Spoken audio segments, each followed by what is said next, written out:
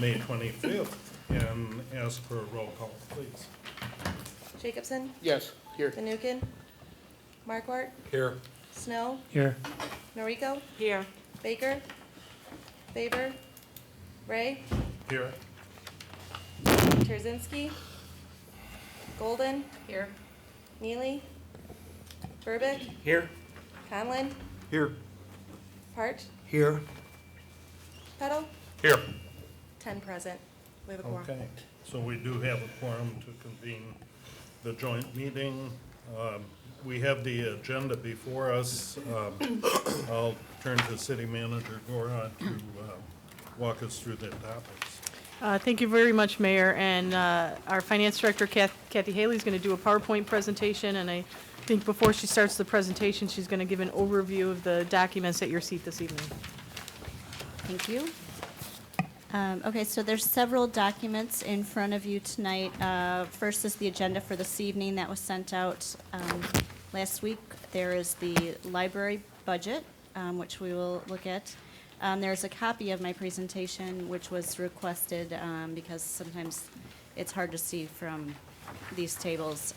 And then there's several items based on some requests and questions that we got from the budget. Can you hear me? No? It's not picking up yet, so let's see if they, How about now? better. That's Thank right. you. So there's several memos and a few spreadsheets that are directed towards specific questions that staff has received regarding the budget and topics. And I believe that is all that is at your table. Oh, you know, last week's agenda is in there as well, in case you want to reference anything from last week. So with that, I will start kind of where we left off, continuing on in the budget. I will try to give you page numbers so you can reference if you want in the book as well. But we left off with stopping at the water funds, the enterprise funds. So we really have the water funds, the airport fund, capital tonight, and then some of the smaller funds, one including the library. So we'll start with the water fund. The water fund is on page 128 of your large book, if you wanted to look at it. The water fund accounts for the cost of providing water service to the community. So it's an enterprise fund, and it's treated very much like a private sector entity. The operations are financed with user fees and charges for services. And FY 2016.5, which is what we're calling the 6-month budget, revenues are at $2,706,625. This is slightly higher than the July through December time period in 2015, primarily due to the rate increase that was passed during the water rate study in January. Usage hasn't necessarily increased, and we do still see that usage is starting to even trend down slightly with some of the newer technology. Last winter, City Council adopted the 10-year capital improvement plan for the water fund. This plan does come with the projected rate increases for the next 5 years with an adjustment for CPI in those years after that time period. In FY17, you'll see in FY16.5, there's really only one water main project that has been budgeted for this short 6-month period. And then next year, FY17, will start to sink in with that capital plan year after year. The capital portion of the water fund that is related to impact fee revenue was split out on its own last year. That's Fund 61. So there's 3 water funds now. One is Fund 60, which is the operations. One is Fund 61, which is the water impact revenue, which is very restricted and really only revenue that can be used for new water main lines and construction. So there's nothing in the budget for FY 16.5 for this fund, expenditure-wise. And then Fund 62 is new this year. We created a capital water fund so that it relates to that 10-year capital improvement plan. So any of the projects that are going on from that plan will transfer the revenue from the operation fund to cover those costs year after year. And Kathy, that was a request as we received the water study. and approve the rate increase. It was a request, so I think it was a twofold request.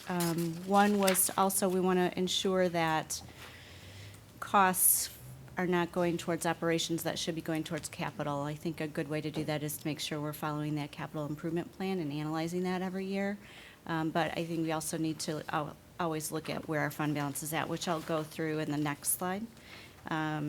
Just to make sure, one, we have 25% reserves for operations at all times and at least $1 million for capital to be covered. So budgeted expenditures for 16.5 in this water capital, there's only a couple items. One is the new enterprise resource planning software, which we will talk about in the capital portion of this as well. But a portion of that cost is covered by the water department because of the utility billing side of it. New water meters, which we purchase annually, and then the water main replacement project that is budgeted is for South Sixth Street. So at the end of 16.5, cash and cash equivalents within the water fund are projected to be at about $3,955,543, or roughly there. If we take out about 25%, based on our fund balance policy, we want to ensure that we have at least 25% reserves for operations. That would leave us with $2,424,277 to cover costs related to capital and infrastructure. This is just showing you where, Question? yep. Okay.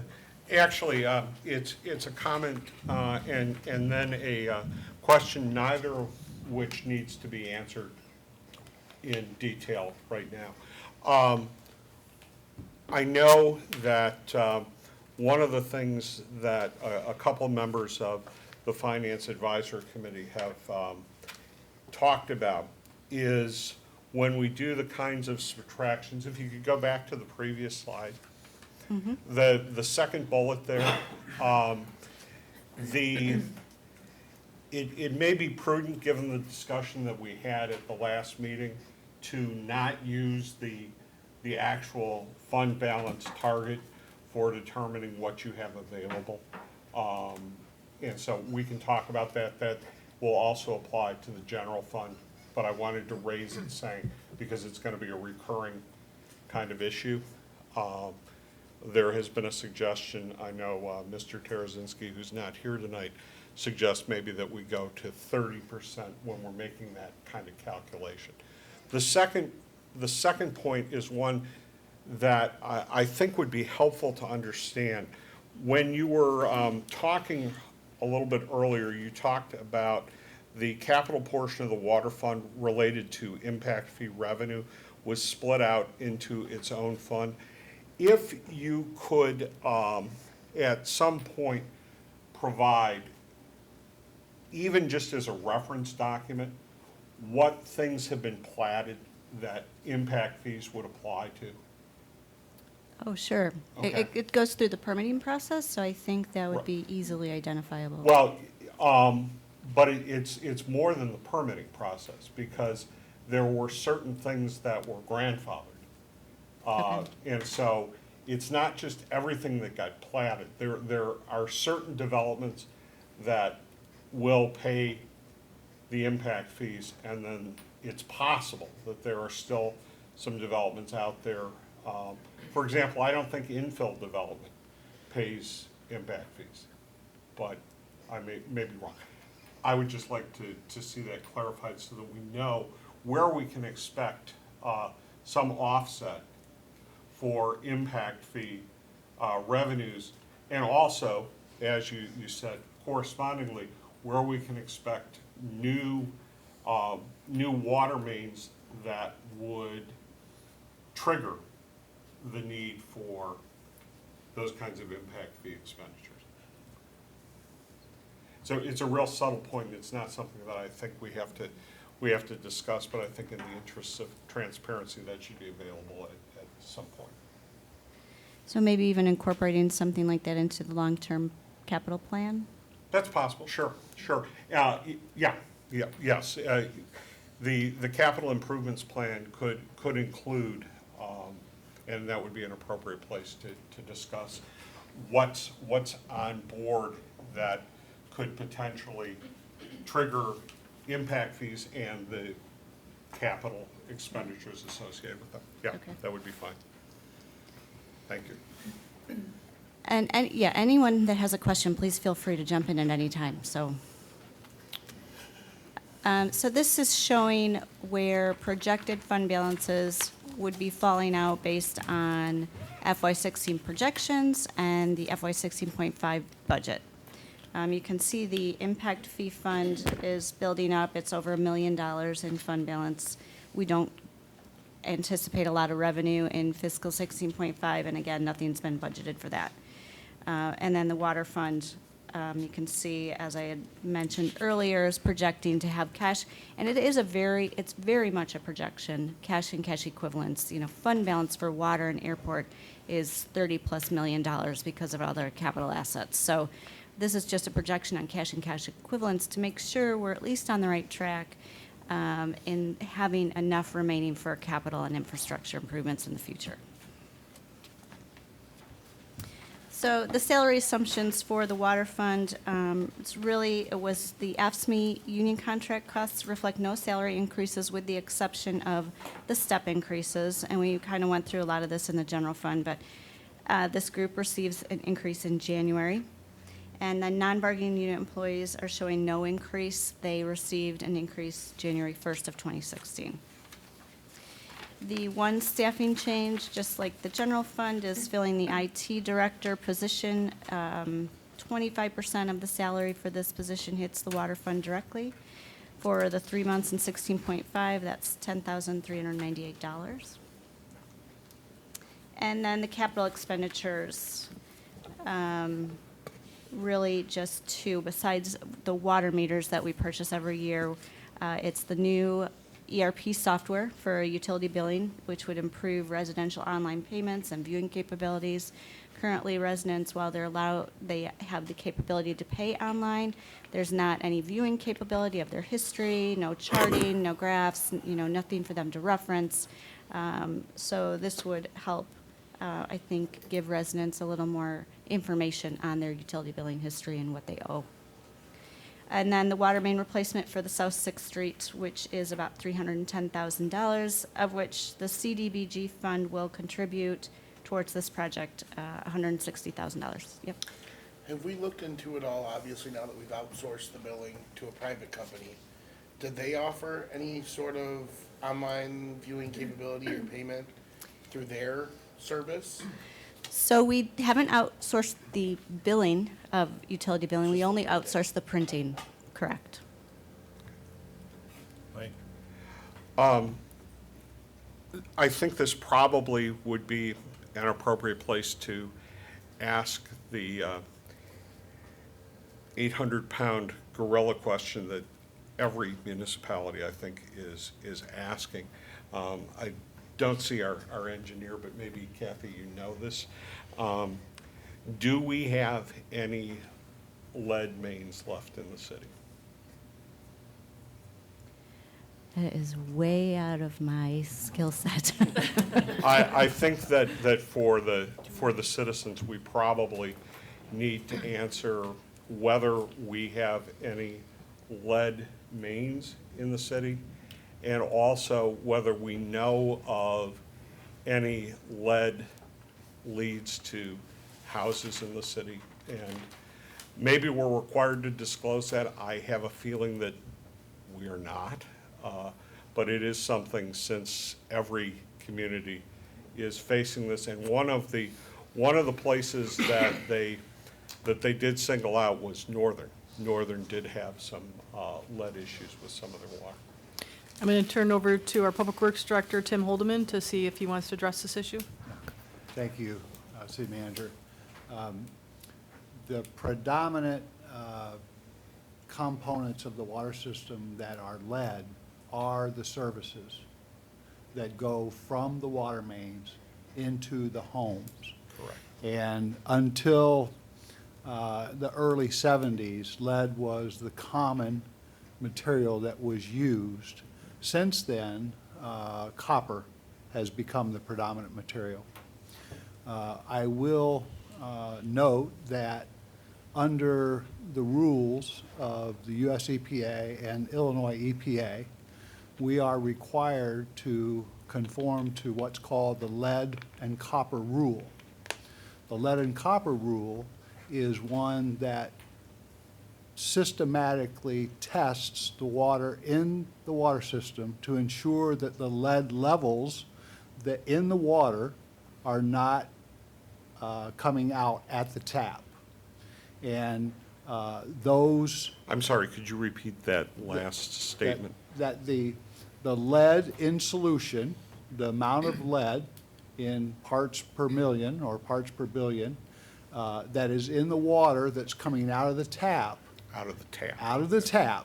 that the customers are receiving is less than the compliant level. And every year, or actually every 3 years, we test that. Historically, we did have, the city of DeKalb did have some lead issues when they went to the new treatment facility in the early 2000s, and we rectified that and have subsequently been allowed to monitor less and less because we're not getting any indication of lead in our system. The reason for that is because we add polyphosphate to our water, and that coats or lines the inside of the lead services. So although the lead is there, and that's the material, there is a coating that separates the lead material from the water, so Okay. that the water's not in contact with that lead. And that program has been in place since the early 1990s, and it's successfully mitigated the lead in the city of DeKalb's case from being at the concentration at the tap. Appreciate that answer. I'm sure the citizens do too. So when you do the testing, do you actually go into people's houses? Yes. Okay, thank you. Thank you.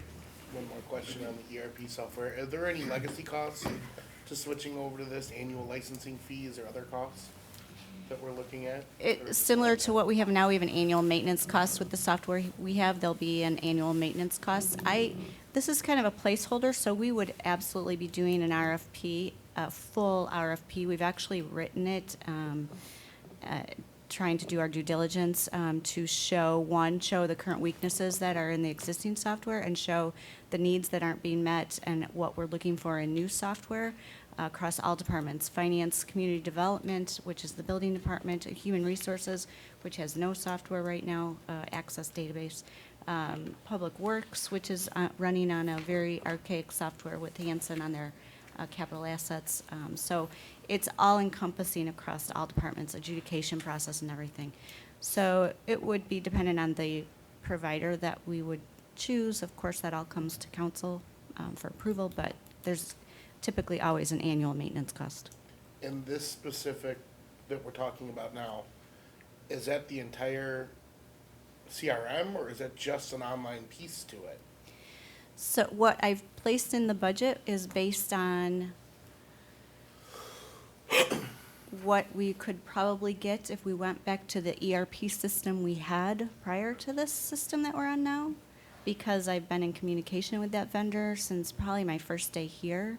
So I'm like, look, it's on my computer, can you just turn it back on? We just want it turned back on. So they've been able to say, well, it would probably run about this much money. We still need to do our due diligence and go out there and see what's out there in case there's something, maybe there is something less expensive than that would still meet all of our needs. I Again, suspect it's gonna be a My lot question more. is, this is more than just this is the entire software.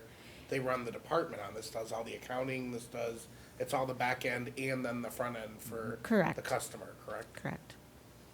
But only for that department. Correct. Okay, so on to airport. So for 16.5, it's really, the airport's just kind of status quo, operational only. Again, the airport's similar to the water fund. It's an enterprise fund, so it's very similar to the private sector. The operations are primarily financed with hangar rental charges and some land leases.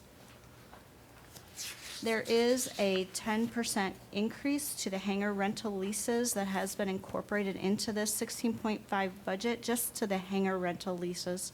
The last increase to those rental leases was back in fiscal year 2006. The fee is meant to cover property taxes for these properties as well as our rental fee. The revenue that this will generate for the 6 months is about $10,000 in additional revenue. So the 16.5 budget does not have any federal projects incorporated, so you won't see any federal grants coming in or any permanent improvements to the airport being done in 16.5 for such a short period of time. There is, in order to balance the budget for 16.5, a small transfer from the general fund of $16,853. But staff is continuing to review the process of the airport in depth. Our goal is to create a sustainable operation for the airport so that it is self-sufficient and the general fund will not have to, assist with a transfer. Yep. Even though I've only been on the council for a short period of time, I have heard more than once about the review of the airport operations. Realistically, what is the likelihood that the airport could become self-sustaining? And I realize you can't, predict absolutely, but even as an ordinarily optimistic person, I'm not terribly optimistic about this. I'll probably refer to Public Works Director Tim Holdeman. I know there are sustainable airports that are out there, Lake in the Hills is one of them, but let's see if Tim wants to comment. And Alderman, I'm a little bit in the same boat you are, in that my longevity here is pretty short. However, I know that our airport manager, Tom Cleveland, is continuing to try to advance through his marketing program the exposure of the airport, and continuing to increase the capabilities there to handle bigger airplanes, jet airplanes, and just promoting the development out in that area that might be able to supplement the airport. So there's a continual effort, and I think we're seeing that we're getting closer to at least being maintaining, and being self-supported.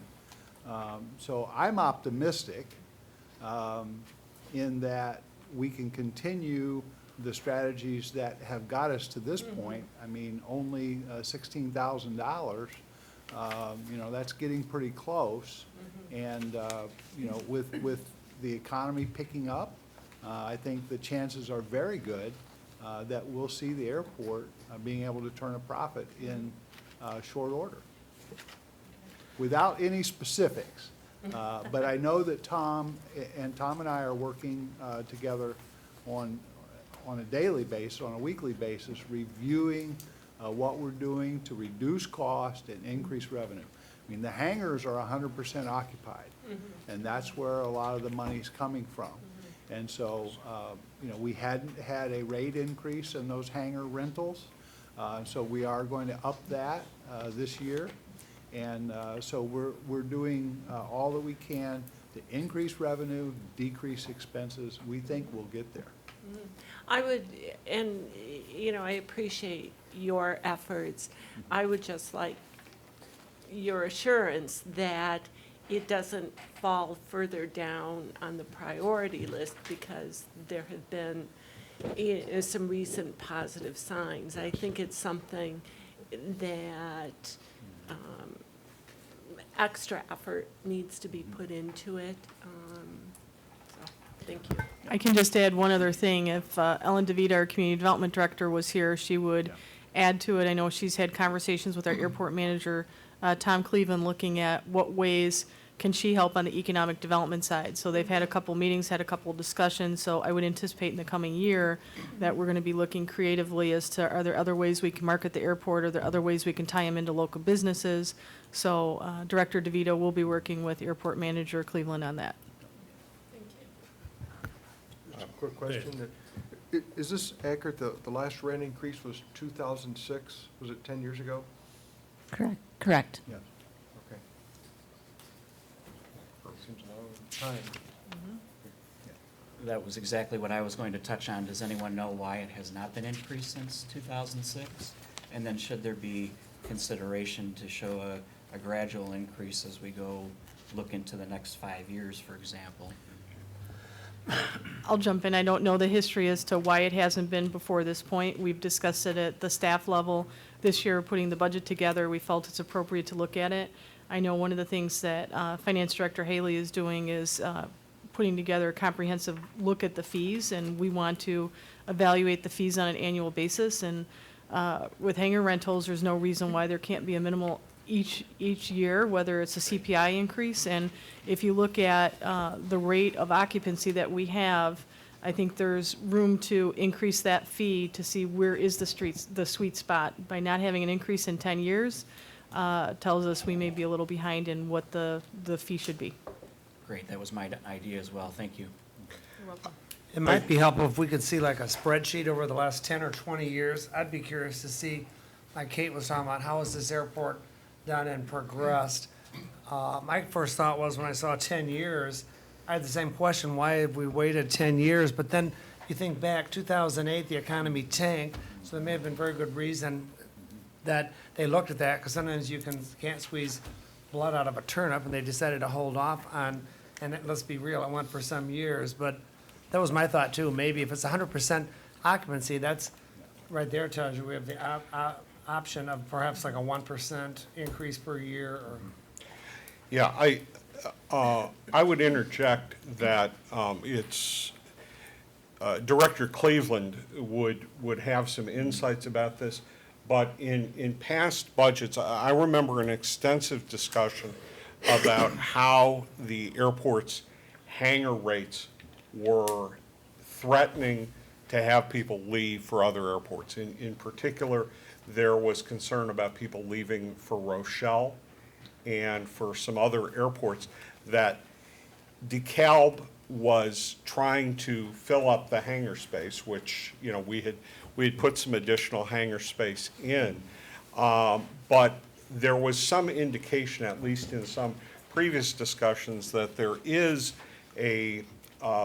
some sensitivity to price, that people were not coming to DeKalb to be in DeKalb. They were coming here for a price differential. And, you know, Rochelle on the west, and then even Aurora, Lake in the Hills on the east, they would prefer to keep their planes closer to home. And so we were taking advantage of that. So, you know, yeah, they're probably, it's time to look at an increase. But, you know, I think Director Cleveland had provided us with some good information with respect to what was necessary to maintain our occupancy rates and to increase them. Now, we've got a point where we're full. Exactly. And so we should evaluate that, but hopefully we don't hit the sweet spot, as you called it, with the first rate increase. And I'm not arguing against a rate increase. I did have one other question, though. Kathy, on the slide, you talked about the fee for the hangar rentals is meant to cover the property taxes for these properties as well as our rental fee. But they aren't actually paying property taxes, is that correct? We, correct me if I'm wrong, but we pay the property tax bill. Each of those hangar rental units get a bill. And then we pay the bill and it's incorporated into the lease. That's what our reimbursement is, but we do Okay. pay it. So we do get a payment in lieu of taxes similar to, Yeah. we can argue about what the appropriate terminology is, but we are getting a contribution to the general fund out of the leases as if that property was taxable private property. We're getting the revenue to go to pensions, for example, out of each of those hangars. It all runs through the airport fund. So the revenue for the leases that's supposed to help cover those bills comes into the airport fund, and the tax bill that gets paid is paid out of the airport fund. It's paid to the general fund then, correct? No. We're actually paying a tax bill. We're on paying the things. actual bill. We're paying the county. We're actually being taxed. We on those we actually parcels. get a tax. Oh, okay, bill. but where does the city, oh, okay, forgive me, I understand. But where does the city's portion of that, we get that back in revenue to the general Through the fund? county, yes, if you Right, can look at it so that the- way, right. The city's property tax on those hangars gets paid as revenue into our general fund. We have to pay for all the other local governmental units, which I appreciate being corrected on that. Yep, But, so, yep. okay, all right. I know when I talked to Tom, I was out at the airport last week, and we brought up hangar rentals, and that was absolutely his discussion, was that 10 years ago, we were on the higher end of things, and it was driving our rentals down.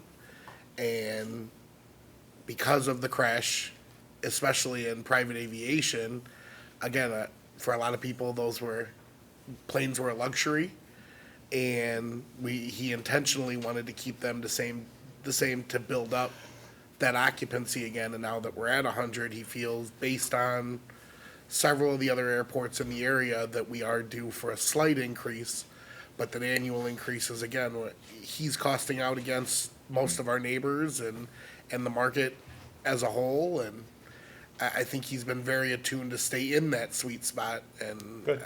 I think he's done a good job at that. That's useful information, thank you.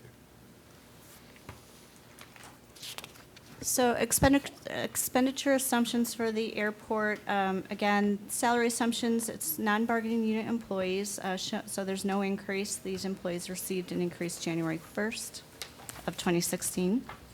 Some small expenditures that are in the 16.5 budget for the airport is $20,000 for a lease to buy of an end loader. Again, these are place markers, so I think Tom's going to do an analysis of the current end loader versus leasing, and perhaps leasing to buy one. Frontage road fence relocation, and then signage for the DeKalb Flight Center. So next, we would be talking about capital projects. Capital projects is the fund that should account for capital costs associated with buildings, streets, stormwater improvements, bikeway paths, park improvements, and so on. Currently, the one source of dedicated revenue to capital projects is 2 cents of the 3.5 cents of our local motor fuel sales tax. The other 1.5 cents goes towards paying off the debt for the police building. So there is a transfer from the general fund to help cover the remainder of the projects that are in this fund for 16.5 of $32,479. The items that are in, or the projects that are in, really are the maintenance costs for sidewalks and buildings. And these are typically in annual, every year, so this is about a 6-month portion or 6-month cost. And then the street construction cost that is associated with that South 6th Street water main project is in this fund as well. In FY17, as we have talked about, the budget will begin to incorporate a true capital improvement plan and have a recommendation on a dedicated revenue source to help sustain this plan, similar to what we did with the water fund. Fleet and equipment, these are two separate funds still. We will be combining them into one to create a true, what is called a capital equipment replacement fund. This fund should provide long-term financial planning for the routine replacement of major capital equipment. Currently, there's two funds, one's for fleet, one is for equipment, and they are not being fully funded at a level necessary to replace all the equipment for the city annually. So for these two funds combined, the budgeted revenue is $1,051,244. There are also a couple dedicated revenue sources that hit these funds. One is the rental income the city receives from the water tower leases, and the other source is the E911 reimbursements.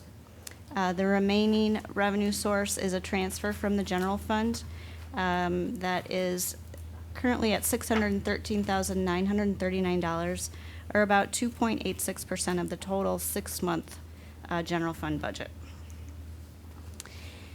And I know we have talked about these when we discussed the general fund transfer, but these will be expensed out of the fleet and equipment fund. So we currently have the two ambulances in the fleet fund, 2 squad cars, the enterprise resource planning software, and then other technology that we feel is a necessity to continue towards some of the new policies and procedures that we have been putting into place, and just to help with the growth that we've been experiencing on the public safety side.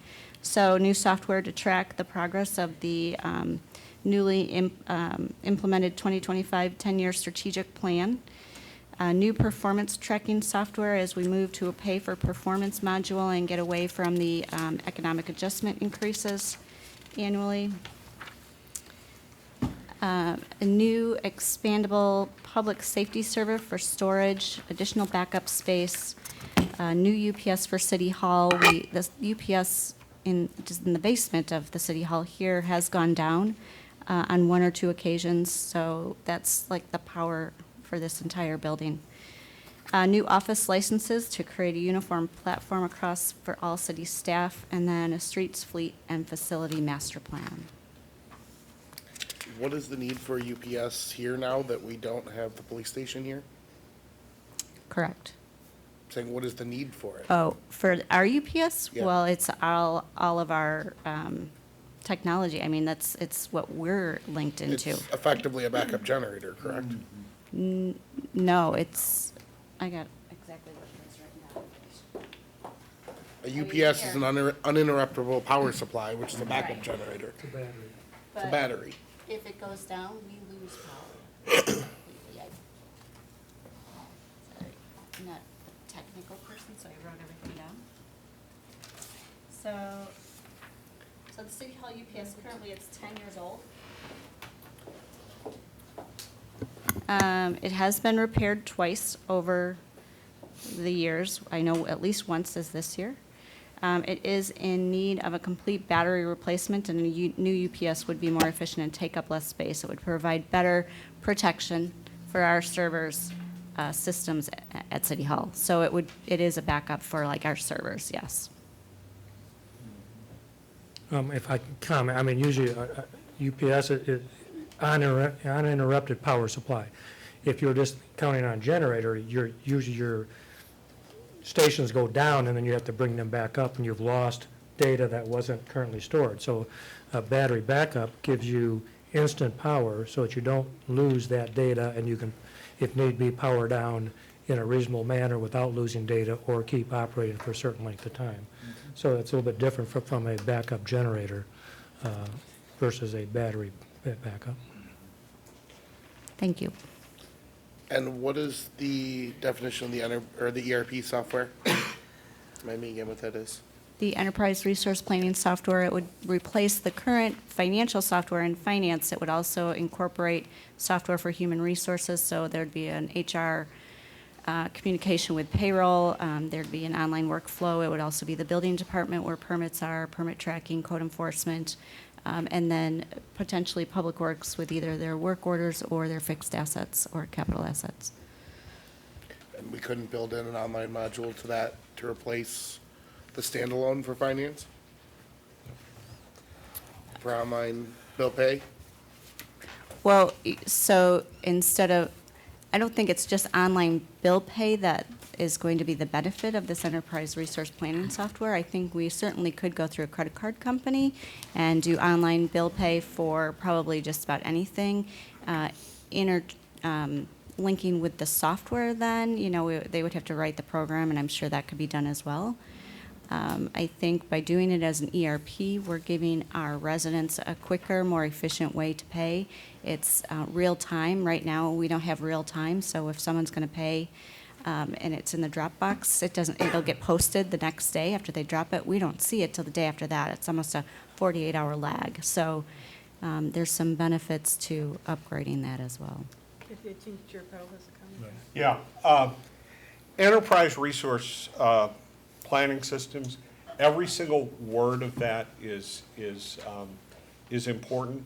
Enterprise means that it is system-wide. So you're going to have a software system that goes across the entire city, which is not what legacy systems were built for. Usually you had separate ones. Resource, it keeps track of both your financial and your non-financial resources.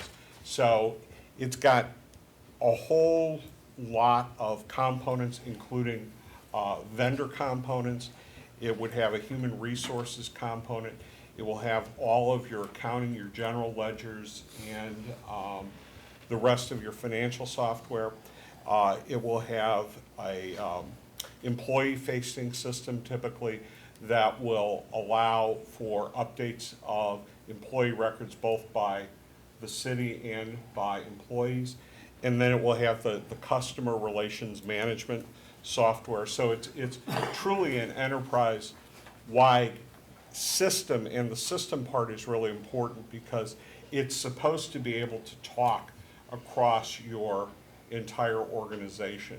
So what you're trying to get away from is buying separate modules. What you buy is you buy a system.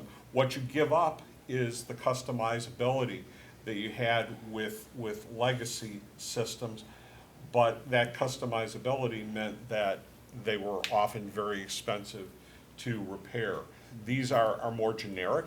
They're put out by large companies. You would have to put it out to bid, but one of these, typically they're relatively easy to repair because they are so widespread in use. And second of all, they typically come with updates, whereas your legacy systems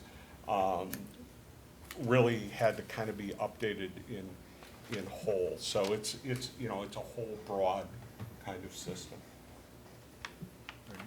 Mike Verbeck? Yeah, have you identified the software to track the strategic plan yet, or is that just a placeholder?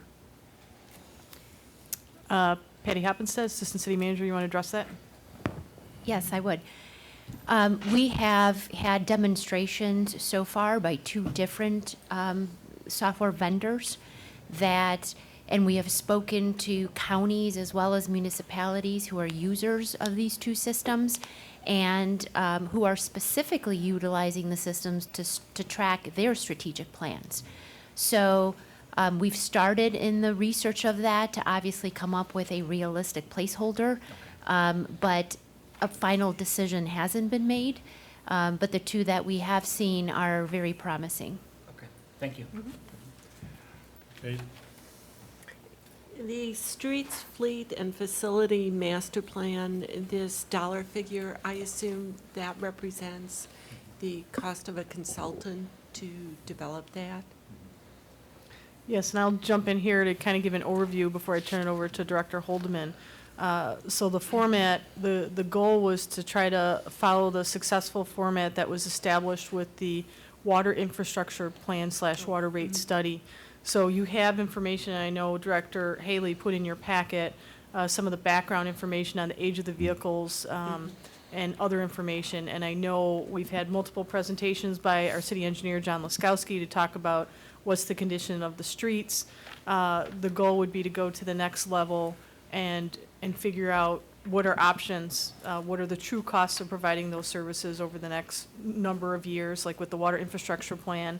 The consultant put together a 10-year plan. Here, I think it could be a team of consultants, so that's the general overview. I'm gonna ask Director Holdeman to go maybe a little bit more into specifics. Thank you. I would say the one very important component, well, actually two very important components of that is the balance between your uses and sources. Uses being the needs, whether it be in street, fleet, or facility, and then the sources, whether it be tax revenue or some other revenue stream, and being able to modify the different levels of service being provided for street or fleet or facilities, and what those costs would be, and then kind of truthing that against what our revenue stream could be to accomplish that. So there's a number of variables: level of service, what the costs will be, and then what our revenues can be. And so we're looking at something that will bring the technical information together as well as helping us make that decision. And we anticipate engaging council in looking at the different options. Where's our priority? How much money can we spend on what priorities is what it's going to come down to. And we're going to have to give up some things in order to do others. And so we want there to be complete transparency in that decision-making process. We want to bring the technical information to council and give you the opportunity to make that decision based on good technical information. Now, facility, does that include all the facilities that the city owns, or? Yes, it would. Okay. Yes. So it's the long-term costs of operating and/or replacing those facilities in the out years, in the 5 to 10, even further out, life cycle costs. A lot of times what we see is that when we defer maintenance or defer replacement, we actually will end up spending more money, and we want to be able to analyze that.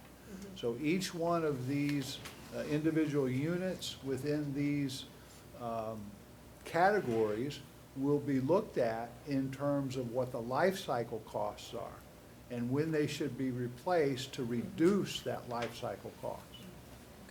Thank you. Tommy? Just a quick question. Just comparing the water study to this, do you remember how much we paid the consultants for the water study? And how did we come up with the 50,000? I'm guessing 45,000 might have been the water study off the top of my head.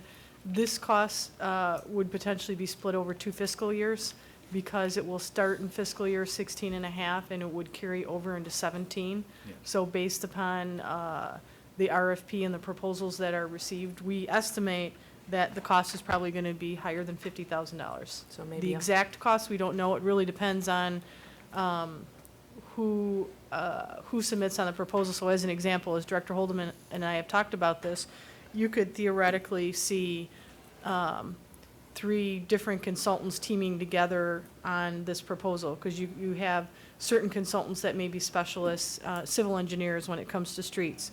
You may have a whole nother group that may be specialists when it comes to fleet, and then a third category when it comes to facilities. So we anticipate that you could have a collaborative partnership. But, so yeah, so we should be very clear that the 50,000 here is what would be in this fiscal year budget, and if there is anything in excess, it would go into fiscal year 17, keeping in mind we would do a request for proposal that would ultimately come to the city council, and the city council would authorize any agreement, so they would know what that cost would be up front. Sure. I have a question regarding the squad cars. And this is not in any way picking on that particular item, other than it's one that citizens can better understand than the cost of an ambulance. The squad cars, the 2 squad cars are listed at $82,538, which is substantially more per unit than we've seen in the past for squad cars. And there are a number of reasons why that might be the case. Can somebody Chief? offer what's included in that figure? When we price out vehicles, we generally price out 2 types of vehicles because we have basically 2 types within the fleet, passenger car type vehicles and SUVs. The SUVs are always more costly. Yes. And these 2 are replacing 2 SUVs that are well over 100,000 miles. Okay. Just as an example, in this specific situation, the 2 primary providers under the state bid and that provide police packages are Chevrolet Tahoe and the Ford Explorer. And the price point between the difference between the 2 vehicles was almost $20,000 just in the basic model. Really? So we went with, this figure is quoting the lower end, the Ford Explorer, but it also includes the items that go in that vehicle. That's what I figured, okay. And those include radio, mobile data browser, all the security measures that go inside, lighting equipment, all of those things. Do you know what the base price of the vehicles are? I don't have it with me. Roughly? Do you remember, Eric? Do you think it's around 30? The Tahoes were in the mid-40s, and the Explorers were In the high 30s. right at 30,000. Okay, okay. Yeah, That it was pretty that answers the significant. question. Yeah, no. I know that the Explorers seem to be, and they are being built as police vehicles. They seem to be the vehicle of choice now for most police departments. And so, you answered my question, which is, that's just not the raw vehicle. That's the whole thing fully equipped, ready to roll. Okay. What is the difference in determining between a car and an SUV in use? I mean, what are the benefits of having SUVs in the fleet? For inclement weather, the SUVs make a substantial difference getting to and from calls. Some of the equipment that's carried in the SUVs are important, like some carry command modules in the back, so we can set up incident command on location. Some carry entrance shields and other equipment to do breach or force entries.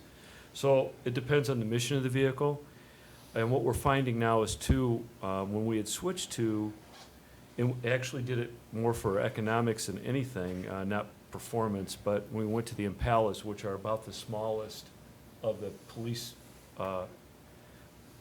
package vehicles put out by the major manufacturers, was that the amount of equipment that goes in the vehicle, which includes in-car camera system, exterior camera system, radar, mobile data browser, all the radio equipment, light panels and switches and all the things that make everything work, plus the security, if you're transporting prisoners, virtually eliminates the possibility of having a 2-person squad car. And what studies are finding is we're injuring and killing police officers in auto accidents because it's not always necessarily the impact of a normal collision, it's what's flying around the cab of the vehicle. So the smaller the cars get, the less people you can put in them. And so the SUVs serve a secondary purpose of they're big enough where you can put your equipment in, and you can also put a person in, so you're not driving 2 cars for the price of one, for the price of what you could one. In the overall, I would say, and I think Eric could comment on it as well, the SUVs hold up mechanically, maintenance-wise, are lower cost, and their miles per gallon are about the same as the police package squad cars. The Tahoes have been excellent vehicles that have super low maintenance costs compared to our pursuit cars. And that, in the long haul, I think that's why you're seeing more and more police agencies evolving to a moderate priced SUV because of maintenance, fuel consumption being the same, and the amount of vehicle space. and the other utility options, especially during bad weather. Are there any foreign-made police package cars on the market, or they're just not heavy-duty enough yet? There are none that are within our state bid system, and I'm not aware of any that are specifically police package. And what we find is, and this is just my anecdotal experience over the years, that as the economy gets better, you'll find even fewer and fewer manufacturers will make a police package. And when the economy gets bad and people aren't buying as many cars, they'll start building police packages again so they can still corner some aspect of the market. Chevrolet's now talking about taking police packages out of their fleet again. I can confirm based on my discussions with other chiefs that there are a lot of departments that are going pretty close to exclusively to the SUVs. That may be the reason. I know that there are far fewer choices of passenger cars available. And, you know, getting an SUV for in the range of $30,000, you know, I mean, the last Crown Vics were around 18 to 20. So, you know, for the reasons you've mentioned, that I'm not going to call it state of the art, and I'm not even going to call it best practice. It's just what's happening in reality most we live departments. with.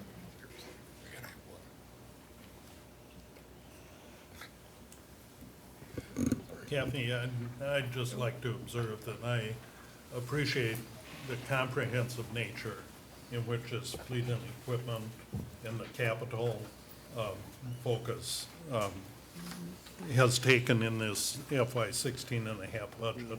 It's not just looking short-term, but it's looking at that longer-term sustainable picture as well.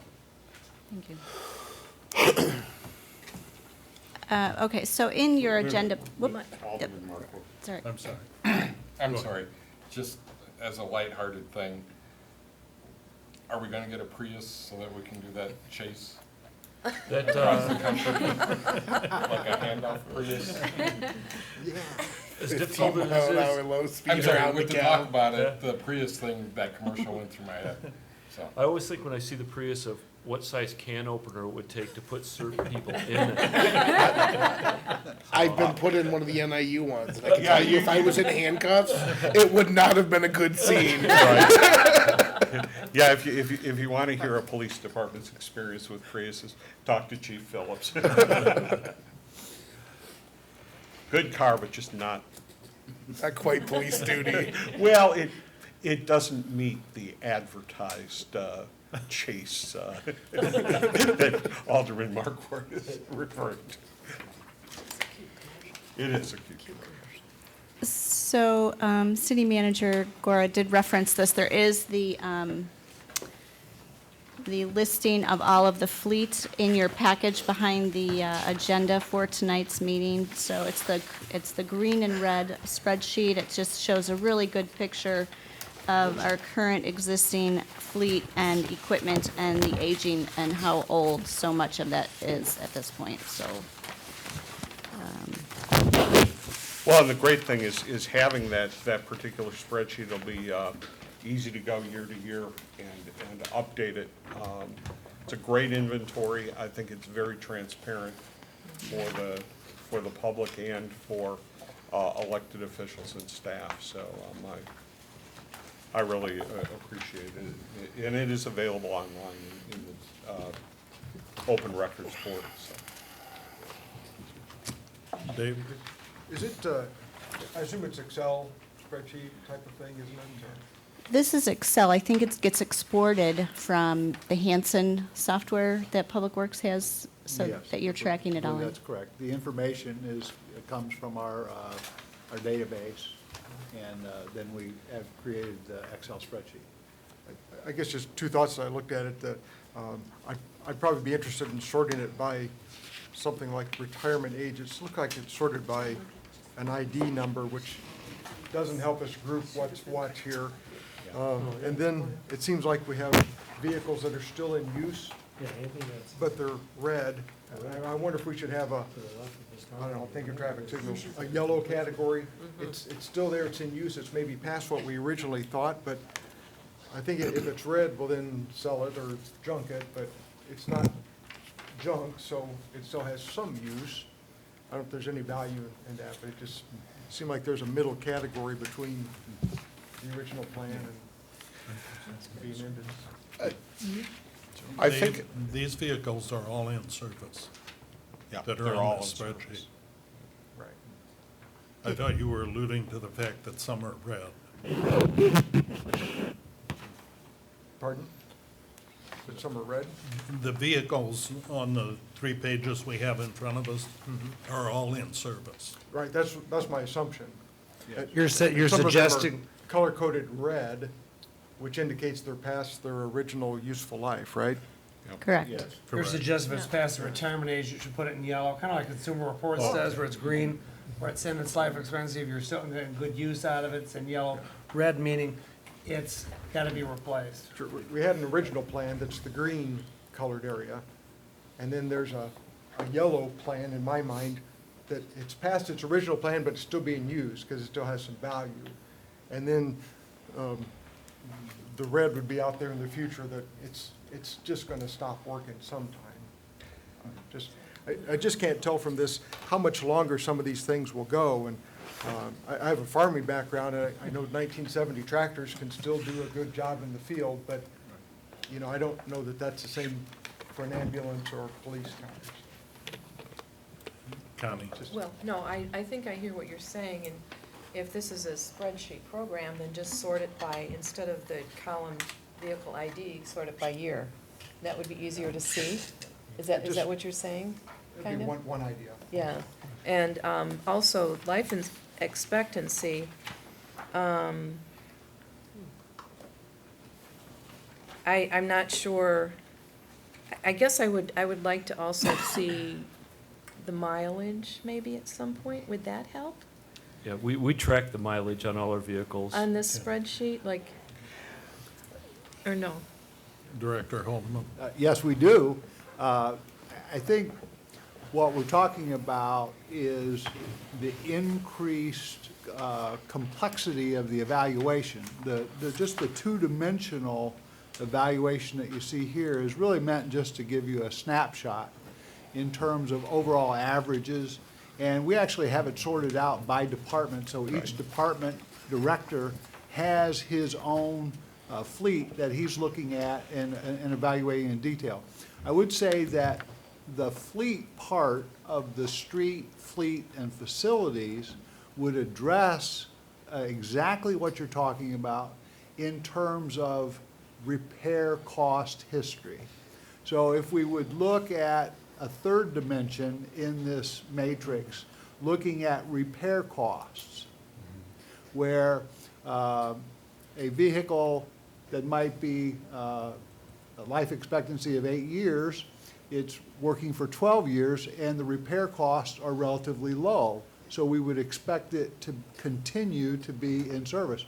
Whereas another vehicle at 5 years with an expected life of 8 may have several thousands of dollars of reoccurring, kind of a lemon, if you will, and that would put that vehicle in the category of needing replacement quicker than its expected life. So that extra dimension in terms of the repair history is part of what we want to address in the fleet part of the street, fleet, and facilities evaluation. Sheriff Bennell? I would not advocate changing the base table from the setup that it is. It's done essentially by account, by department, and I think that is useful. Now, if we want to come up with some alternatives as to how the committee or the council wants to see it, I think we should go ahead and do that. But the base table being by department, I think is very useful, because you can see, in particular, the police and the fire department where they're at. In addition, I think we need to be very careful about generalizing.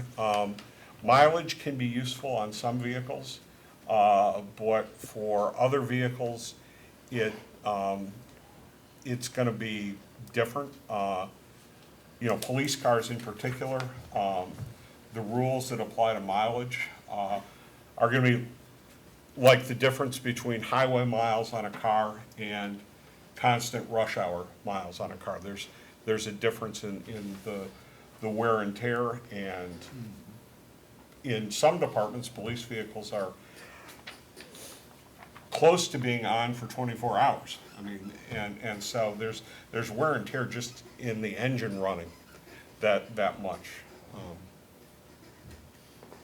Chief Can I Hicks. address that real quick? I'll give you an example on that, and you're correct on that. As far as, we track in miles and hours, for an ambulance example. We have a 13-year-old ambulance. It has 92,000 miles on it, but it also has over 10,000 hours on it. So if you take that 10,000 hours and you just take 20,000 miles, for example, you're way over 200,000 miles, just at 20 miles per hour in the 10,000 hours. Well, and some of this is visible. I mean, I've told the story, I think, I told the story to one person, but I think this is notable for the community. I was driving west on Fairview maybe 10 days ago, and there was a vehicle coming toward me, not with its lights on, that was clearly identifiable as having been or was a DeKalb Fire Department ambulance. And I looked at it, and I did a double take, and I said, well, that clearly has got to be a backup ambulance. And it looked like it was on its last legs. I mean, we do our best to maintain vehicles. Wouldn't have really struck me, except then I was coming up Annie Glidden Road, and there had been an automobile accident, and there was a truck there. So it was pretty clear to me that that ambulance had probably responded to that particular accident. And, I'm not gonna say it was held together with duct tape, but it was visible to the non-trained observer that ambulance was in tough shape. Since Chair Petal, you're bringing this up, I think this might be a good opportunity for Chief Hicks to discuss the current situation of our ambulances. And we are at a critical stage right now and a critical need with our ambulances. And I think, Chief, if you can explain the frontline ambulances, the backline ambulances, and some of the issues with the ambulances going down over the past year. Currently, we have 6 ambulances. 3 are frontline and 3 are reserve, and we need all 3 reserve to keep the 3 frontline in service. Our station number 1 ambulance, which is a frontline ambulance, is 7 years old. It has 50,000 miles on it. Last year, we spent about $4,900 keeping that on the road. Our station number 2 ambulance is a 10-year-old ambulance. Has 92,000 miles on it, 10,000 hours, and we spent right at $8,000 keeping that on the road. Our station 3 ambulance is our newest ambulance. It's also our busiest ambulance. It has 45,000 miles on it. It has about 3,500 hours on it. It's still under warranty, but it did need some tires and some other odds and ends. We spent $1,200 on that. Our first line reserve, which is 13 years old, has about 75,000 miles on it, 7,500 hours. We spent just shy of $16,000 keeping that on the road. If we went to sell that ambulance today, we probably would not get $7,000 or $8,000 for that. But it's also we were at a critical time. It was homecoming week. Ambulances broke down. Got to have a new motor put in it. I mean, there's no way you can get a new ambulance at that time. Our other reserve, 11-year-old, 93,000 miles on it, 8,400 hours. Spent $6,700 on it. Another reserve we have is 13 years old, 93,000 miles, 9,600 hours, and we spent $6,500 on that. The ambulance fleet's old. It's time if you want a service that does not have breakdowns and you want to provide good service, you're going to need a couple ambulances. I mean, it's plain and simple. Now, we heard last meeting that you've had some ambulance breakdowns in critical situations. We have. The ambulance that had the motor blow up with the $15,000 repair broke down the tollway. They had a critical patient in the back. They were able to get it there to the hospital, but it had to be towed away from the hospital. If that situation was reversed and they couldn't get it there, I mean, there's time delays, and you know what that happens. And it's happened other times too, that's just a couple examples. Thank you, Jake. Alderman Jacobs. Again, I think those numbers are rather telling, though. When you look at those numbers and they're costing $6,000 to $7,000 a year to keep on the road, that's a 20-year lifespan of a new ambulance that we're not going to get out of it. So again, that's why we're pushing them longer, because for $6,000 a year to keep them on the road, they're still a tremendous value over buying a brand new one. And I realize some of our fleet is beyond where we'd like it to be, but again, to put a new motor in will give that ambulance 20 to 30,000 more miles for a cost of well less per mile than a new ambulance would cost us. So The downside of that is you still have a vehicle that has been in the salt conditions around here. You have brake line issues. There's other issues. It's not just a motor. And you really have to decide what level of service you want. Do you want a level of service that has a 5 to 7 year old industry standard, or do you want a 13 to 15-year-old ambulance, which is not industry standard for a city our size? Well, and I think there's another issue that was raised at the last meeting that increases the potential cost, okay? I'm not an attorney, haven't played one on TV, but there's a liability issue too. I mean, if that patient that was critical was not able to get to the hospital and the delay was due to the ambulance breaking down, when you knew that there was a positive probability of that ambulance breaking down because you were trying to push it those extra miles, if nothing else, you're going to have a cost of litigation, whether you win or lose. So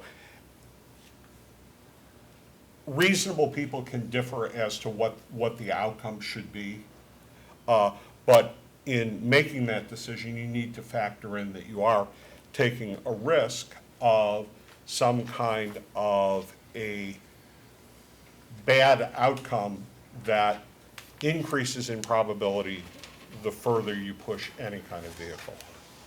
The other thing I would add, and I know Chief Hicks did not really go in depth on this, and if you want to add to this, Chief, he talked more about mileage and repair costs, but the thing that we haven't talked about publicly is the amount of downtime of these vehicles. And the chief has been tracking this at least the last 6 months in particular, and not a week goes by that we usually don't have one and sometimes two ambulances that are down or being serviced. So keep in mind, 3 fire stations, a primary ambulance, a backup ambulance, so that means that we don't always have that backup. And Chief, maybe you could add to that.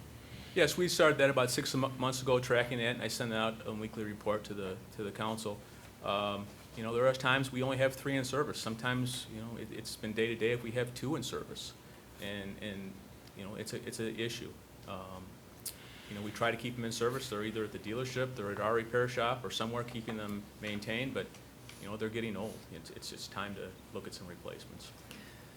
Alderman Noriko. We've talked at other times about citizens' expectations of service from the city. And to my way of thinking, having a serviceable ambulance so that if a citizen calls 911, obviously an emergency situation, they know that an ambulance will be there and will be there quickly. I would find it hard to go to a citizen or speak to a citizen group knowing that that might not happen. So I think we need to honor our commitment to citizens for at least basic services, and I think that is a basic service. There are 3 things that you need to operate a fire department. One's firefighters, which we have some quality firefighters. 2 are fire stations, which we've been doing quite well keeping up. And the third one's your fleet. And if you read some of the industry standards and articles around the world, the fleet is what gets some fire departments in some of the most trouble.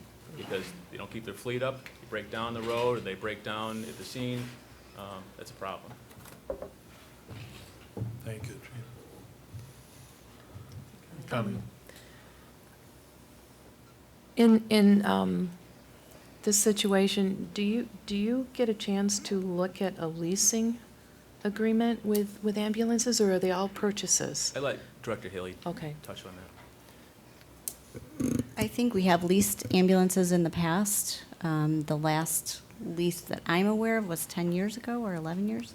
If you look, there's 2 ambulances that were bought the same year, the 13-year-old ones, and they were in the lease. They were when they were leased. I think the last lease was paid off about 2 years ago on those. Would that be a better cash flow if we leased ambulances? No? You know, I think that's something we want to look at, especially in FY17 when we're doing that long-term plan, because we're going to have to find either a dedicated revenue source or be creative in our financing. Absolutely. Okay.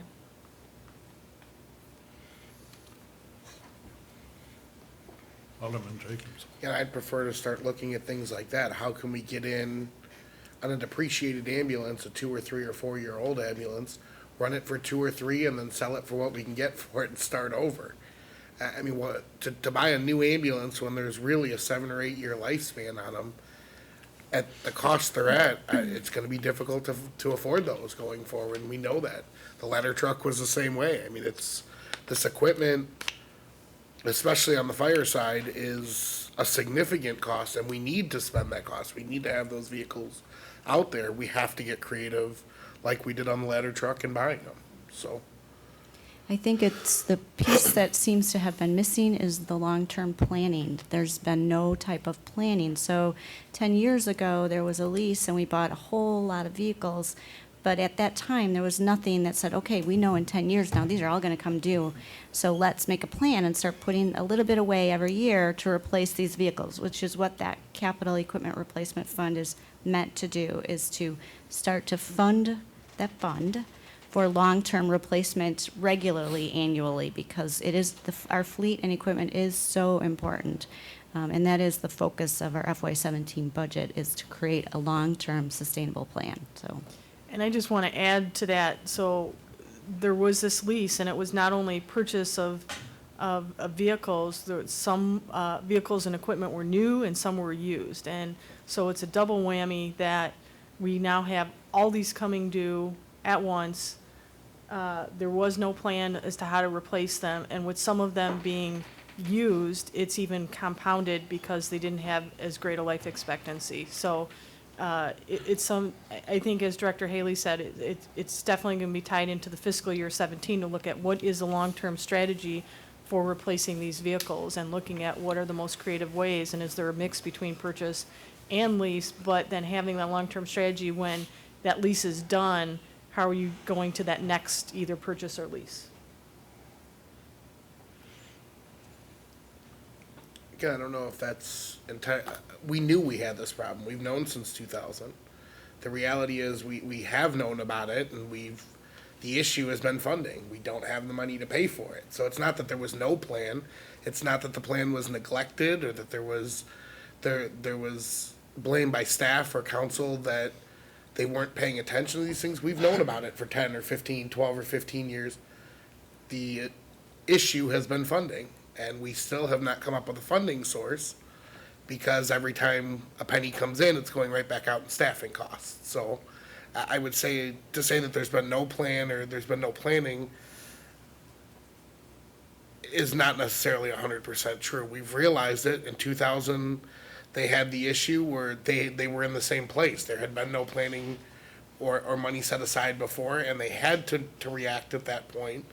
Since then, we've found no additional revenue or any growth. So while the costs have continued to build up, the deferred maintenance has continued to build up. In having a plan or saying we're going to replace them at a certain date or those things, that's all well and good, but without a significant change in revenue growth, we don't have the revenue to pay for it, and we know that. So it's not just a snapshot of what our fleet looks like. It is a physical plan. One of the first things I did when I came here was to create a capital equipment replacement funding schedule that didn't exist anywhere, and that shows you your equipment and your fleet and the useful life and, you know, the value at the time of the purchase, what you should be putting away every year for every single vehicle over time, so you know exactly how much you should be saving every year and how much you're already behind because you never did do that planning. So there was just that one other step. I mean, there was never any plan that I saw of dollar need. Yeah, we all know we have a lot of fleet and equipment, but what is the actual need? And until you can focus on what that actual dollar is, it's hard to dedicate a revenue source to it because you don't know how much you need to dedicate to. So I think we've come at least that far, and I think we're looking at some alternate dedicated revenue sources. We've got a few already in there, but we certainly do need to come up with some more. And where are we at approximately? 3 million a year? What we need to replace in funding, it was, if we stayed on schedule, it was between 1 and 3 million each year, but we're well behind. So it, like, out of the box, it's, I think, 10 million if we wanted to catch up right away, which we know is not feasible, so.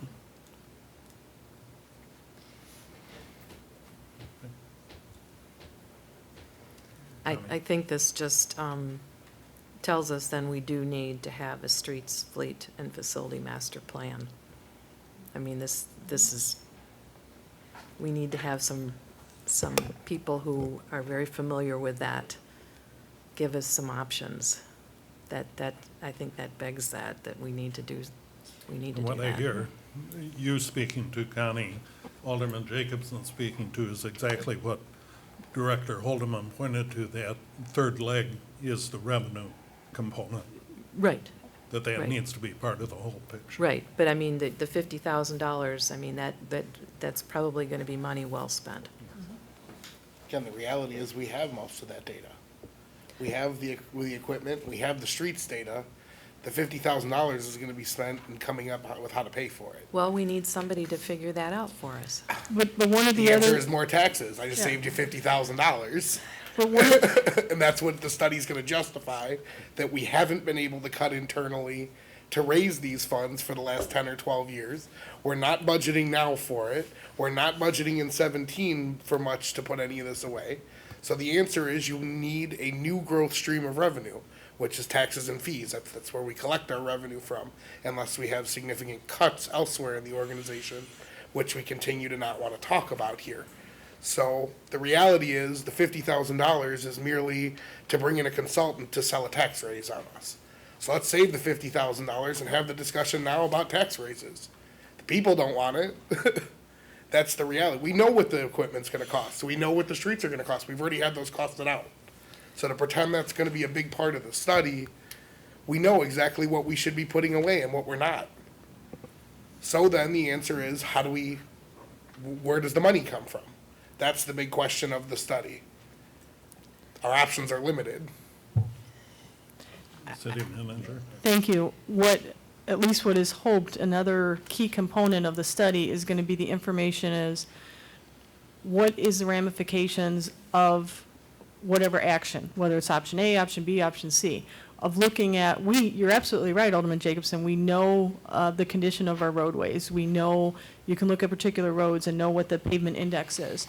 But part of the information that I think both the City Council and the Finance Advisory Committee need is, if you don't repair or do an overlay on Taylor between First Street and the river, how is that going to continue to deteriorate over the next 5 years? So if it's currently ranked as a 61, if we don't do anything, what happens in 5 years? And then what is the implication over the next 5 years and 10 years for replacing that street? Because I know City Engineer Laskowski has talked about this. If you remember that curve, you reach that point on the curve where now your costs start to go up exponentially because of the condition of the street. So you're absolutely correct, we have some of the data, but in order for the council and the committee to make an informed decision, you really need all of the data.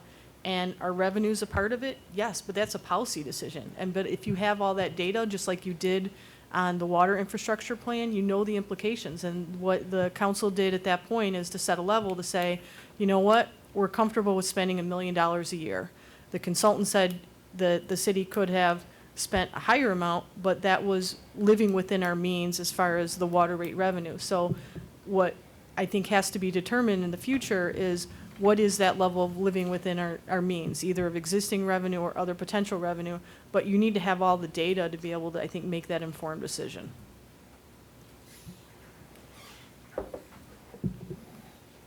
Director Haley? So I'm going to move on to the motor fuel tax fund. The city receives a monthly allotment from the state of Illinois, which we are receiving. It was held for a very brief period of time, but we're getting this revenue monthly. It's on a per capita basis. It's very restricted money to be used just for specific items. So some of the items that are in here for FY 16.5, you can see are architecture and engineering services for Kishwaukee River, Kiwanis Bike Path Phase 3 design, electricity. We can pay for electricity with MFT money. We have done that annually. This is only for a 6-month period of time. Traffic studies, material testing has been budgeted in this fund in the past. Coordinated traffic signal update design is in here. Annie Glidden sign upgrade, and then Kish River construction activities is also part of the 16.5 budget for MFT. Alderman Enrico? Can you refresh my memory on what the Kish River construction activities are? Do you want to address that one, or you want me to? I believe the Kish River construction activities is relating to the bike path. This is the bike path plan project that Engineer Laskowski has spoken about at the council level. It's that last segment, I think, of getting everything done. Okay. Is that all our cost, or is there a shared cost there? Some of that's federally funded, isn't it? Yes, I don't recall the exact amounts. We can follow up with that. There is some of it that's federally funded. It's in the revenue side of the budget as well. I believe that was 80/20. 80/20. So that 250 is our 20, or that's the total amount? No, it's our 20, yeah. It's our 20. Thank you. TIFs, as we talked at the last meeting, we will be bringing the TIF long-term plan with the FY17 budget. There are some items in the 16.5 budget for TIF. A lot of them are the continuing items that are in there. So the plan for the revised 5th Street streetscape is in there. Design and planning for community event sign at Lincoln Highway and 4th Street. Executing downtown historic preservation study and architectural assessment. Just beginning the preparation of historical preservation guidelines is also in there. Just a general placeholder for economic development incentives. You'll see the Bemis incentive is in the 16.5 budget. That'll come out because that was paid in FY16 and approved by City Council already, so we weren't sure on the timing of when that was going to be paid. A couple items for the airport are in there, an environmental assessment and some crack filling. There's a feasibility analysis for Smart Space, the STEAM Learning Center, and City History Museum. And then there's the other second half of the assistant for Clinton Rosette Building Mechanicals.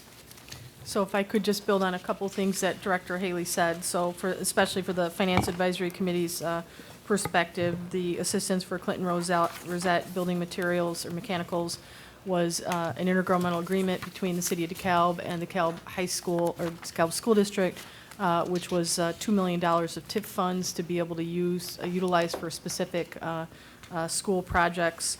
The other thing I wanted to point out, the 5th Street streetscape was as a follow-up to the plan that was reviewed by the City Council. This is the redevelopment of the Sawyer Import site. And this is the center that would include the Dunkin' Donuts, the Subway, there's a pizza restaurant, and a couple other entities. And with the discussion at council, we realized that this would be a good opportunity to look at that stretch of 5th Street, really from Lincoln Highway to Grove, because there's some opportunities to have a fresh perspective with that new development going in, and how can that whole area, especially building in addition to the improvements that have been made at Stagecoach Theater, to make that more of a user-friendly type of area, because you're going to have the outdoor seating at where the Subway and the Dunkin' Donuts is. So across the street. So it's looking at taking some of the same design concepts that have been utilized, that originally has taken place in the downtown, primarily between First and Fourth, and bringing some of those more into this part of the downtown with that new development. Then the other thing I just want to add is we'd be happy to go more in depth on the STEAM Learning Center. For the committee's background, request for proposal came to the council and was authorized, so that we're in the process of going through proposals and making a recommendation to the council on hiring a consultant to do the STEAM Learning Center. And this is a collaborative partnership right now between the city, Northern Illinois University, the Proudly DeKalb Initiative, as well as the DeKalb firefighters. So it's trying to combine multiple concepts into what could be the best location in the downtown for this, which would be a huge generator as far as not only people coming in from out of town, but being a benefit to the local schools. So that's kind of it in a nutshell. Just wanted to add some more depth to it. Mike, Herbert? In the backup, there was $500,000 in TIF for land. Is that related to this, or is that something different? I think it was just a placeholder. I don't think it was anything specific. It's, if it may be needed as part of the project, but ultimately that would come to council if anything was needed as far as land acquisition. So the 500,000 is not identified for a particular part of land? No, one of the roles of the consultant is going to be to work with the team to look at potential buildings that, because there's going to be very specific criteria that will be needed, and really what's going to drive this is the STEAM component. So for the benefit of the people at home, the science, technology, engineering, arts, and math, and what is the size requirement, what's the specific requirements for the site. I know NIU has some particular needs that they want as far as routing of traffic, buses, vehicular traffic, all of that. So it's a placeholder, it's nothing specific. Thank you. So these funds, where they're falling out fund balance-wise, MFT gets, it's held pretty steady at a $2 million fund balance.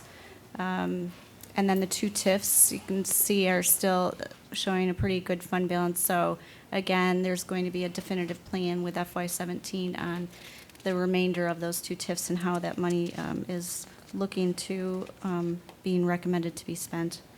And then the capital funds, as you see, don't really have much in them. There's a small reserve in fleet, but otherwise we do deplete those down to the penny. Some of the remaining smaller funds, transportation funds, CDBG, and the rehab funds all get approved by, they have their own respective boards, and they've actually all been brought to the city council already. So we do incorporate their budgets into the total city budget when we pass our budget. We've incorporated it and basically cut them in half, and they will be part of our budget document. The special service area funds, we have 4 of them. We do levy taxes for 3 of those SSAs, just to do, I think it's a lot of it's land maintenance and ground, landscape groundskeeping. There's one SSA that's in the Greek Row area that does work on some of the street lighting as well. And then the library budget, I apologize, Dee Kruger did want to be here tonight, but she fell ill. But you do have the library budget as part of your packet. I'm going to grab one thing.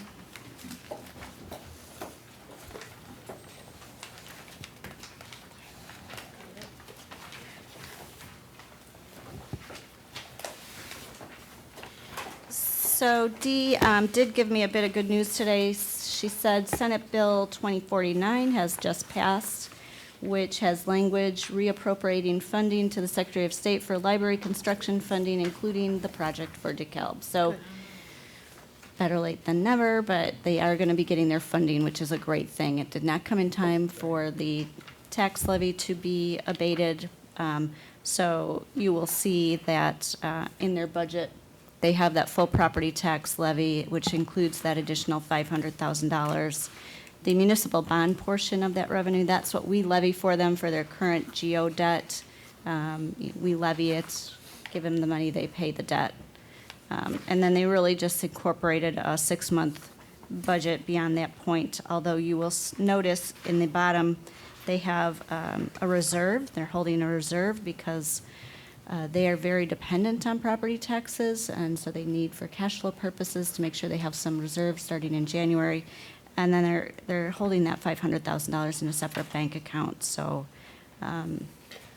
that is their budget. It was approved on May 11th. And once they have the approved plan as to how they're gonna return the $500,000, we need to make the taxpayers aware of that. So they did have a presentation at their meeting on May 11th and how they are going to do that. I think they have that also on their webpage. That was still subject to some approval stuff. Okay. Okay, so they had a plan, but it was subject to approvals, and it was subject to some additional legal opinions, I believe. They had a legal opinion, but I think the state's attorney and/or the attorney general had to weigh in. But anyway, there is information, yes, they had it in the May 11th meeting, but once it's finalized, people would like to see that. Now, the Senate bill passed both houses? I don't know that. She just said it passed the Senate. Yeah, so the question is, did it pass the House? And is this a bill that Rauner will veto or will sign? So, Right. Hopefully it's all okay. But let's follow up on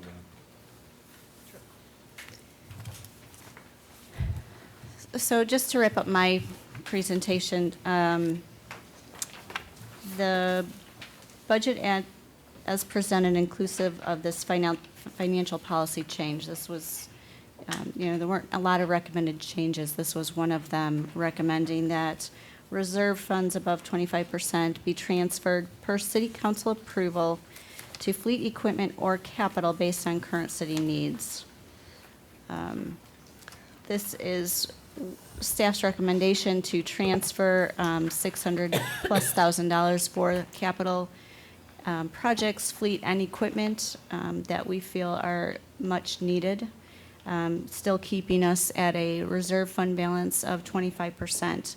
I pulled GFOA best practices because it had been updated in 2009 based on the new fund balance policy they approved with GASB 54.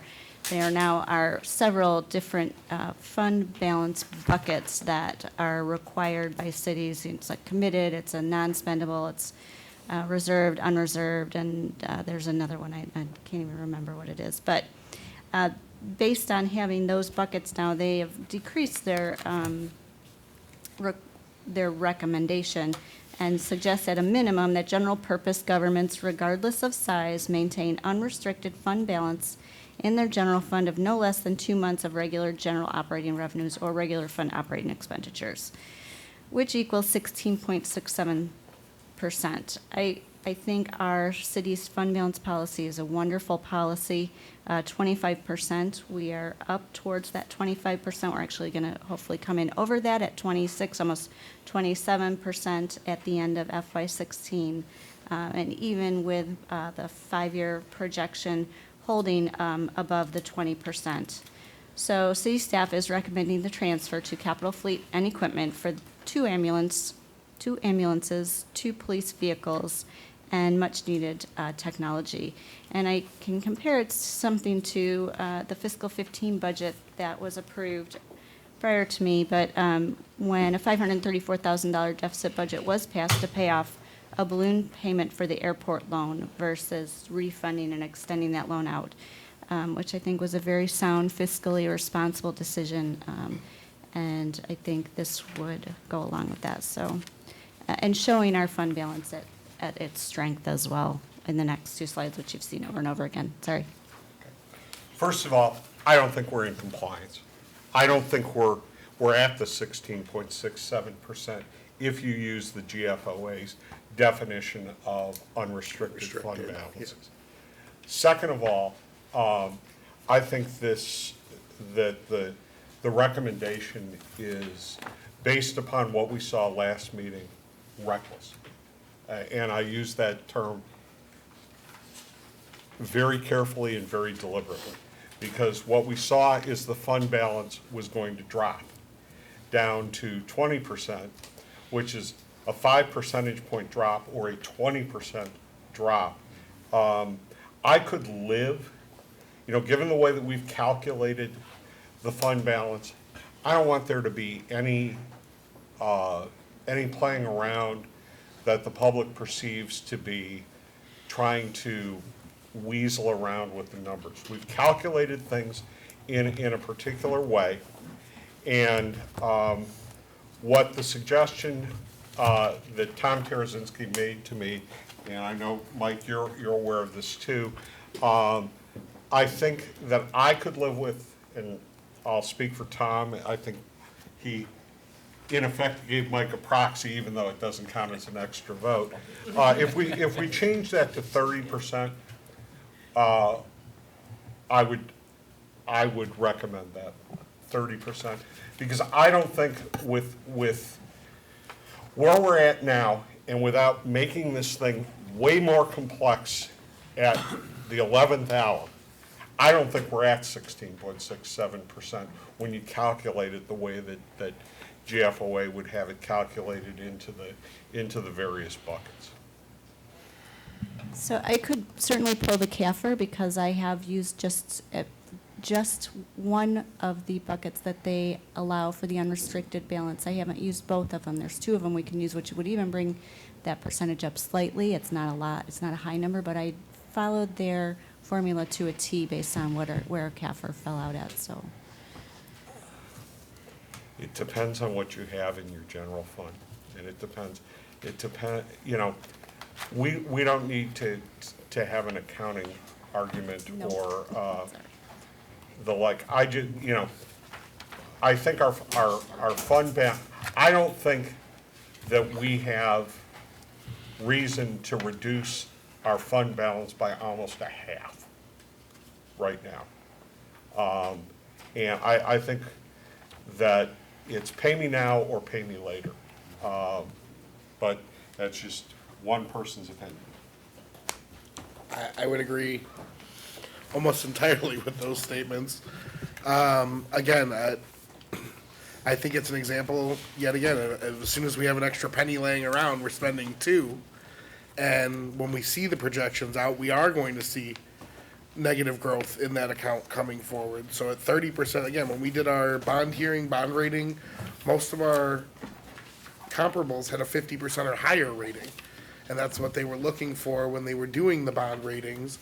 That, yeah, 25% was a whole lot better than zero, pat on the back, but it really, in terms of comparables, wasn't all that incredible or all that impressive.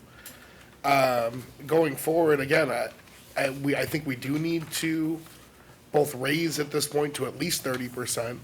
I know there's at least one alderman who I've had a conversation with that completely disagrees with me. And I think at some point now is the time that you start defining what you use those revenues for. And in terms of the airport loan, that was a fixed one-time cost. That wasn't consumables like equipment or vehicles. So I don't think they can be compared together as what that balance should be going for. Do we need to start dedicating revenues? Absolutely. Should it be at the cost of our financial security and our savings? I don't know. The other counter to that argument is obviously going into negotiations, that when different bargaining groups see that we have money sitting in the bank, that they're going to want to come after that. And again, I can understand that argument at some point too. You can't cry poor when you have millions of dollars in the bank. At some point, I think we're going to have that discussion, whether or not to put this toward one-time capital and start over before the next round of negotiations, or take half of it and dedicate it to debt, or elsewhere that we can see some savings long-term.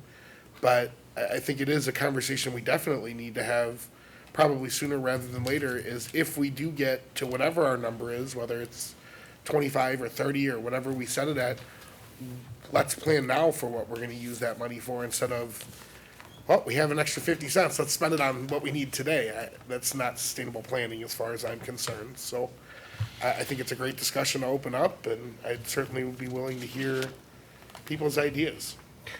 I want to make it clear that I'm only talking about the excess. I'm not talking about changing the target to 30%. I'm just saying that the reserve fund's above 30%.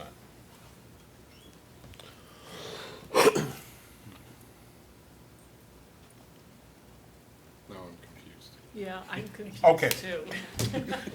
On this page, okay? Yes. I'm not talking about changing anything that's in the black, only changing what's in the red to 30%. Excuse me, which page are we talking about? We're talking about the, Proposed budget wrap-up? yes, Okay, yeah, that, the one that's on the screen. all right. I'm only talking about changing the one that's in the red to 30%, what should be transferred out. Oh, Okay, I'm not talking about changing the So- fund balance target. okay, so that would still be at 25%? Yes. And should it get to the 30% level, the difference between 25 and 30? No, the difference between 30 and whatever it Ah, exceeds, so Above you're, 30. Okay. Which would effectively be changing the target. It would be. no, it wouldn't be changing the target. What it's saying is that, you want to maintain a fund balance of 25%, okay? So you're in compliance with that, but you're not going to look at things on a one-year basis and say, suddenly we have this money, we're going to transfer it out. Now, there may be a way to compromise on that.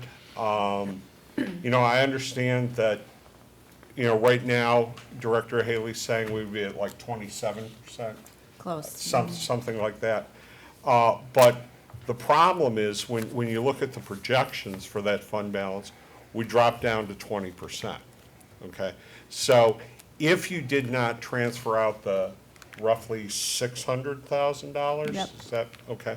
If you didn't transfer that out, where would you be at the fund balance at the end of the projection period? Well, you'd be above 20%.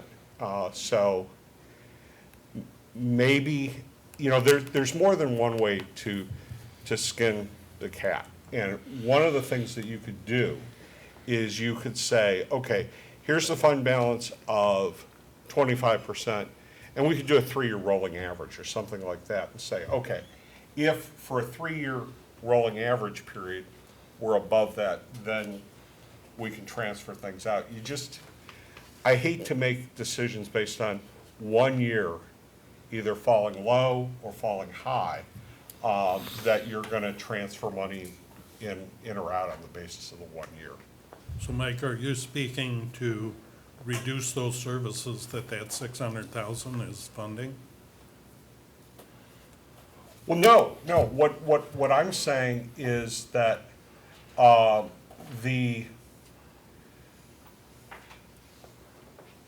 we don't regard a fund balance of over 25% as free money. Okay. But if Okay. we don't do that 600,000 transfer in FY 16 and a half, There are no a number of services. services There are that no- are gonna get cut. No, not services. There are fleet and equipment. Which is ambulance service. Right. It's It's not- public safety. I understand that. Those are Okay. services. We can agree to disagree. That's capital equipment. That's not the service. And what it may, what it, Let me just clarify. What is that capital equipment used for? well, it's used to provide a service. That's My true. point. But we're not cutting the service.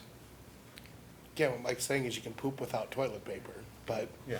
the toilet paper Well, is not the here- actual act of here's- doing it. Here's, But Chief Hicks has represented to us with the ambulance equipment not reliable, you may not have that backup equipment or being able to service that need.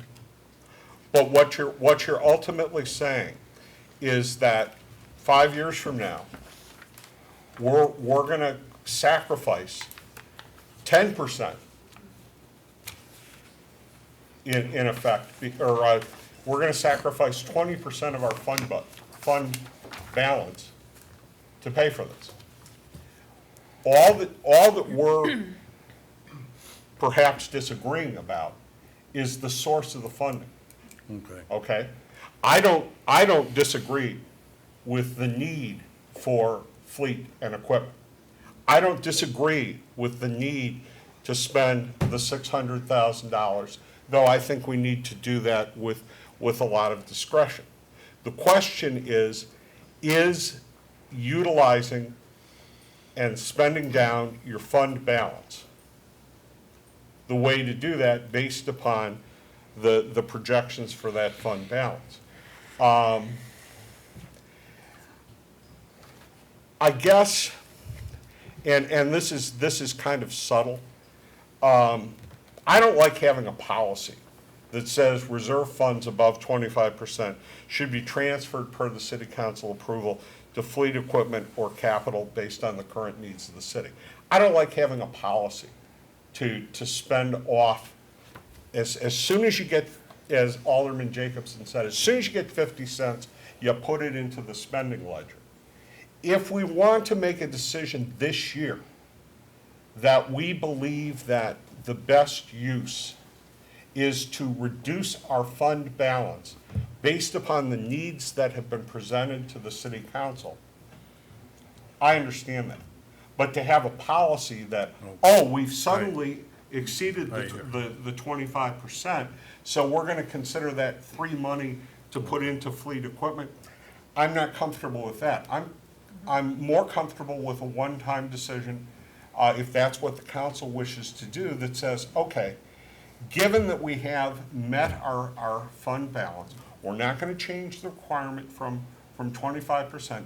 Given that we've met our fund balance, we are making an affirmative decision that we wanna spend a portion of that fund balance to fund the fleet and equipment request.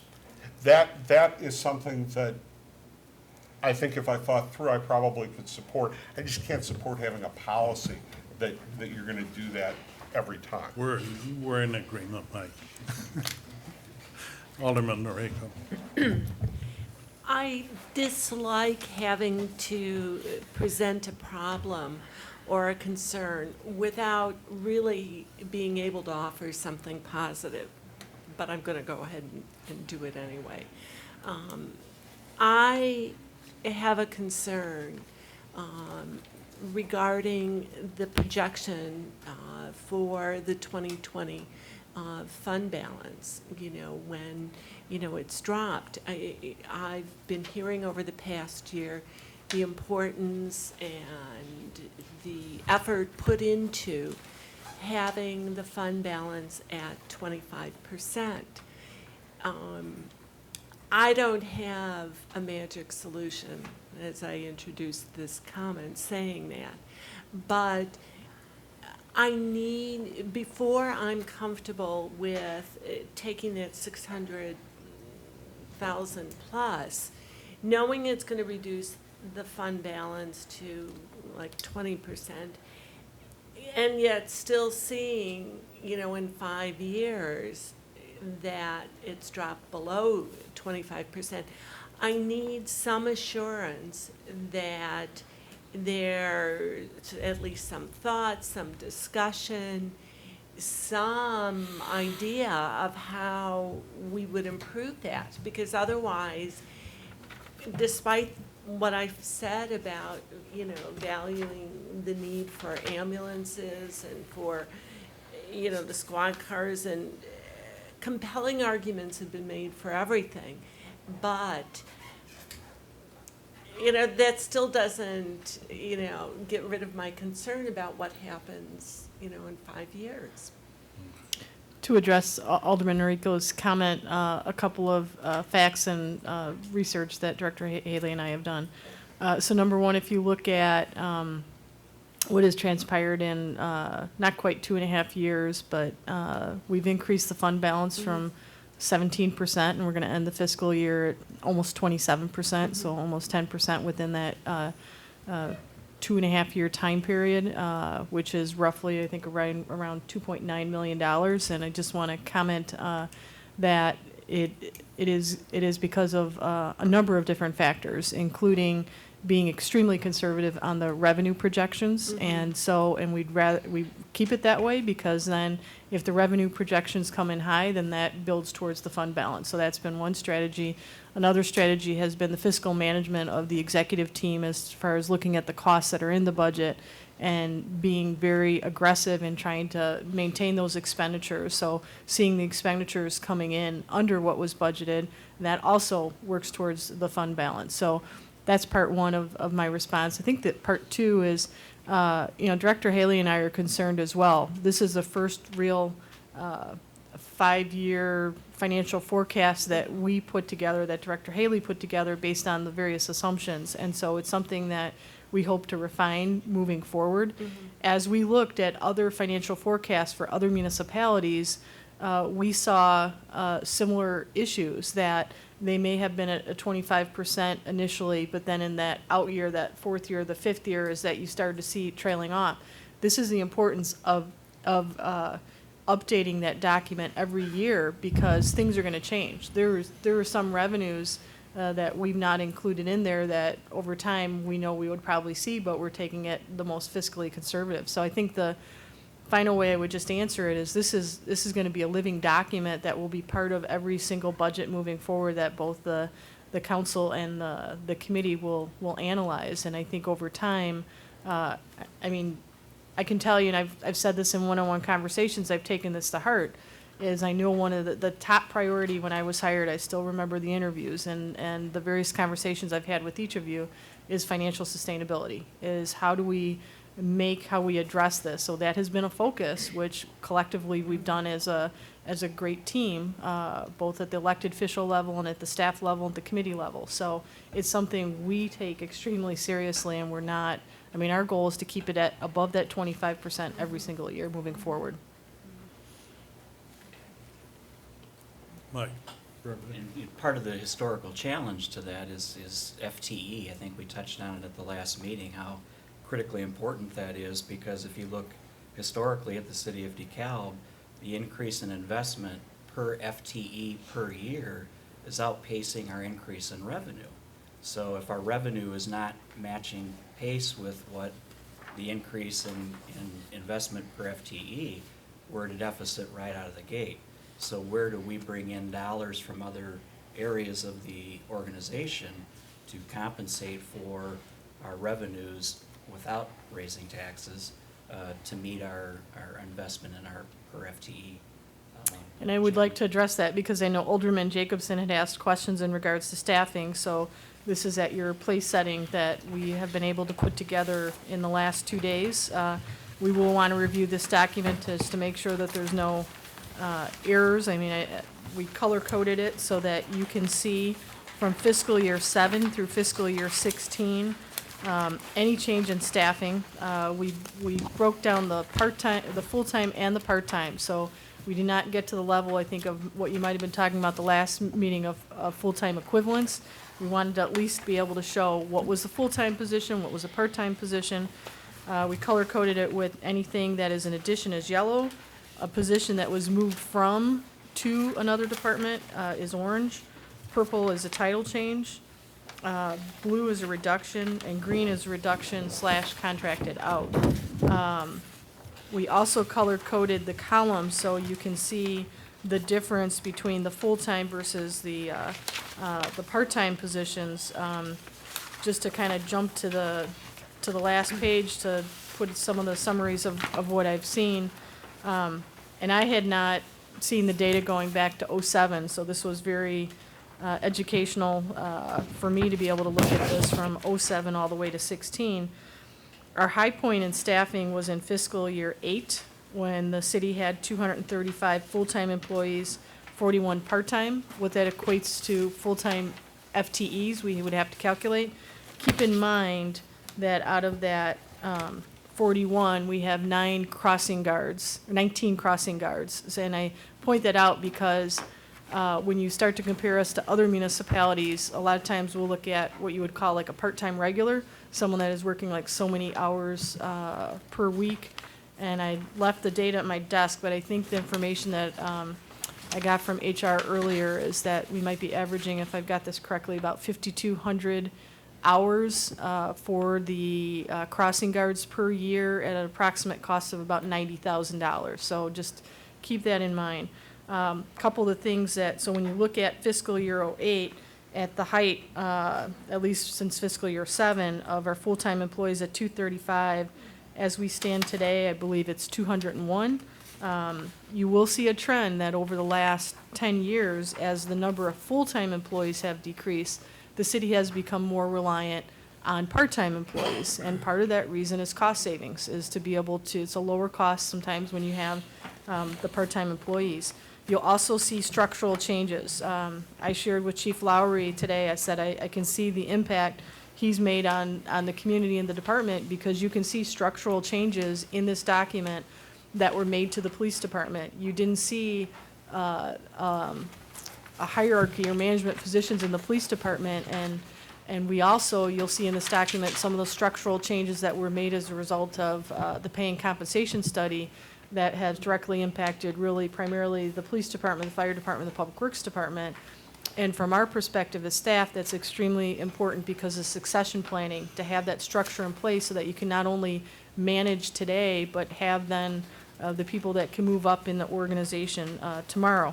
So if you have any suggestions of if there's something else we haven't been able to cover in this document, one other category we may look to revise this even further is promotional opportunities. So we didn't color code, so like some of those changes in police and fire in particular, as a result of the pay and comp study, resulted in promotional opportunities. But this kind of really gives you a snapshot of what departments or where departments were at certain points of time. I've learned a lot working on this document as far as positions that may have started, as an example, we had some positions that were in the engineering department that moved to community development, and then that moved to public works. So we've seen this kind of rotating of certain of the professional positions. And just a comment, and this relates to IT, as we've talked about the potential of an IT director.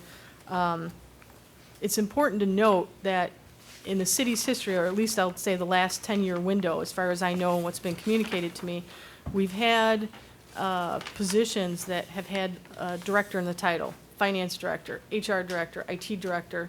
So the difference over what we've talked about over the last couple of years is those were division heads. So right now, the council had authorized in previous budgets really to elevate the finance division to a department and have it be a separate standalone department. Therefore, you see finance department here. The same thing with HR.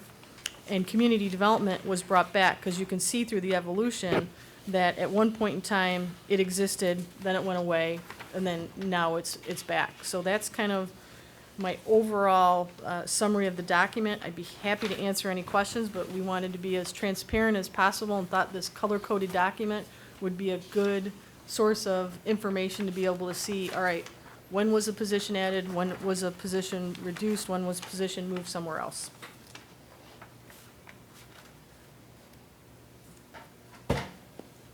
Thank you. Alderman Jacobson. I did ask, and I know it was a couple nights ago, so to put this together in 2 days is impressive. And it's a start. I mean, it's gonna require some distilling and quite a bit of oversight going through the numbers to understand it all. Again, being with the seasonal employees and crossing guards specifically, as I mentioned in my email to Kathy, I realize it's rather difficult sometimes to look at just a straight body count and understand those numbers. I did ask for a little bit more distillation of the numbers to try to see some of those things and see where we've gone and those things. And specifically, the internal computation of FTE that we have outsourced, at least since the 2010 period.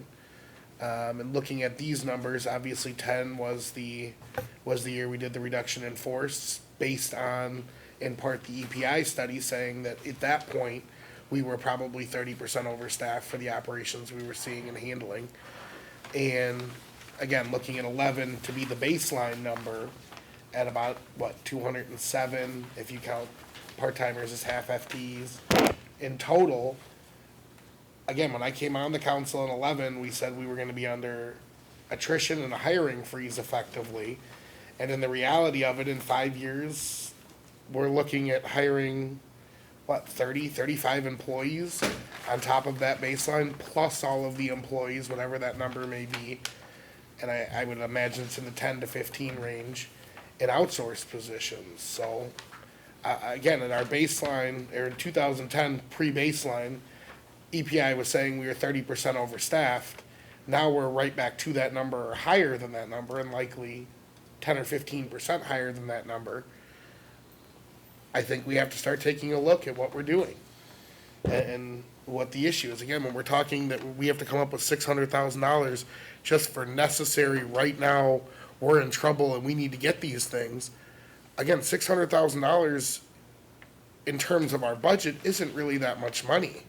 And I think the discussion has to be had of what our core services are.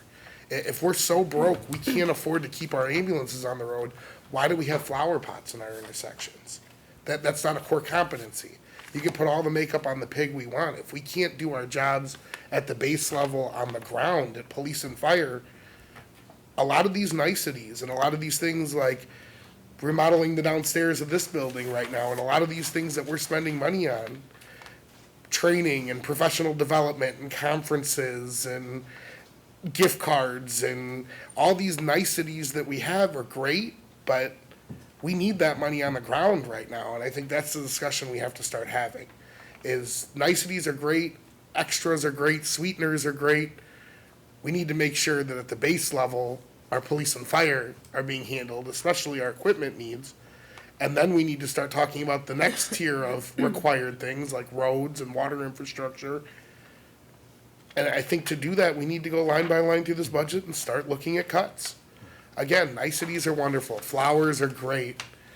It's great. But if you're living in a trailer out in the front yard because you can't afford the house, what are flowers in your front yard gonna do for you? Dave, I don't want to let the comment pass. Chair Peddle, at our last meeting 2 weeks ago, made the point that the gift cards are not in the 16 and a half I budget. understand that. Okay, but you just attributed I'm that saying as up one of the to this expenditures point- that should be cut. Again, if we have had that gift cards, it's another, for the last 5 years, $10,000 or $15,000 we could have put toward a truck. And I realized that was a practice that was started before the current management was in place. Those niceties that we've talked about looking at since I've sat in this seat, before you were here, before pretty much anyone else was in this room, have never been taken care of. And someone's got to start that leadership to have that discussion. So And Anne Marie has your started that, Dave. your leadership is to make sure the city does not treat its employees with dignity and respect. That's what you're saying, and that's what you're going on the record for. My. Is that right? Absolutely not. Well, then what do you call it? What do you What's call it? wrong with the gift cards? They weren't removed because they were illegal or there was something wrong. I agree. What's wrong with it? The issue is that, again, our staff is already very well compensated. Oh, That's- really? That's really. Compared to the taxpayers that are paying those salaries and benefits, absolutely. When the average person in DeKalb is making 25 and the average city employee is That making includes 4 the times students, that, Dave. That includes the students. they live here too, Mike. Yeah, They're but, residents. They're paying into the tax bills. It's very, very misleading. So if you remove them and it's in the 40s, it's still 2 or 3 times what they're making, Mike. And how much in the city budget would we save without the flowers? How much in the general fund would we What was save? it, $25,000? No, it's TIF money, right? It's Yeah. TIF money, Again, that could be going to roads in the TIF. in the TIF. That doesn't help the overall financial issues that we are facing as There a are city. those are examples of the many sweeteners that we have in our Okay. funds and extras that are beyond our core competencies that we can be putting toward the things we need to be putting toward right now. It's great to have subs and tints on your car, but if the car doesn't move because it doesn't have an engine, What good does that do you? If it can't get you to work, what good does that do you? I see a hand. I just had, Ron. just a comment, because I'll make good points here, but it seems like we've gotten on, I'm gonna give you my opinion, on a side subject here, and frankly, niceties are nice, it's quality of life, and so I can tell you, if you wanna see libertarianism at work, go into some of the Eastern European, I'm on a soapbox now, where you have no roads and you don't have services, and I think you'd have a totally different view of it. I totally agree, we have to be careful, and, because some of the stuff I'm confused on, I'm still not clear on why 30%, what the ramifications of 30% over 25%. I do want to comment, I appreciate the plan and the presentation you gave us. It's made it very understandable for me. I was at a disadvantage because I missed the last meeting, but I like how you laid it out, and it's made it clear to me. But I just wanted to comment on that. I am all for being frugal, but I think sometimes you can carry stuff to extreme, and if you make things so dire, then what's the point? And I don't think we're at that point. I agree with Mike. I think there's some there's some major differences here. We're really arguing here now about gift cards and flowers, and I can tell you as a community member, I can't tell you how often I've heard people comment on the city of DeKalb as it is today versus 20 years ago, and they feel it's a much nicer place to live, and they've seen the improvements on the downtown improvements. I know you don't need me cheerleading on it, but I just wanted to comment. Thank you. I think it's also important, Dave, you make a good point about the 35 additional employees, the way that you calculate. 22, as I counted, are in the police and the fire department.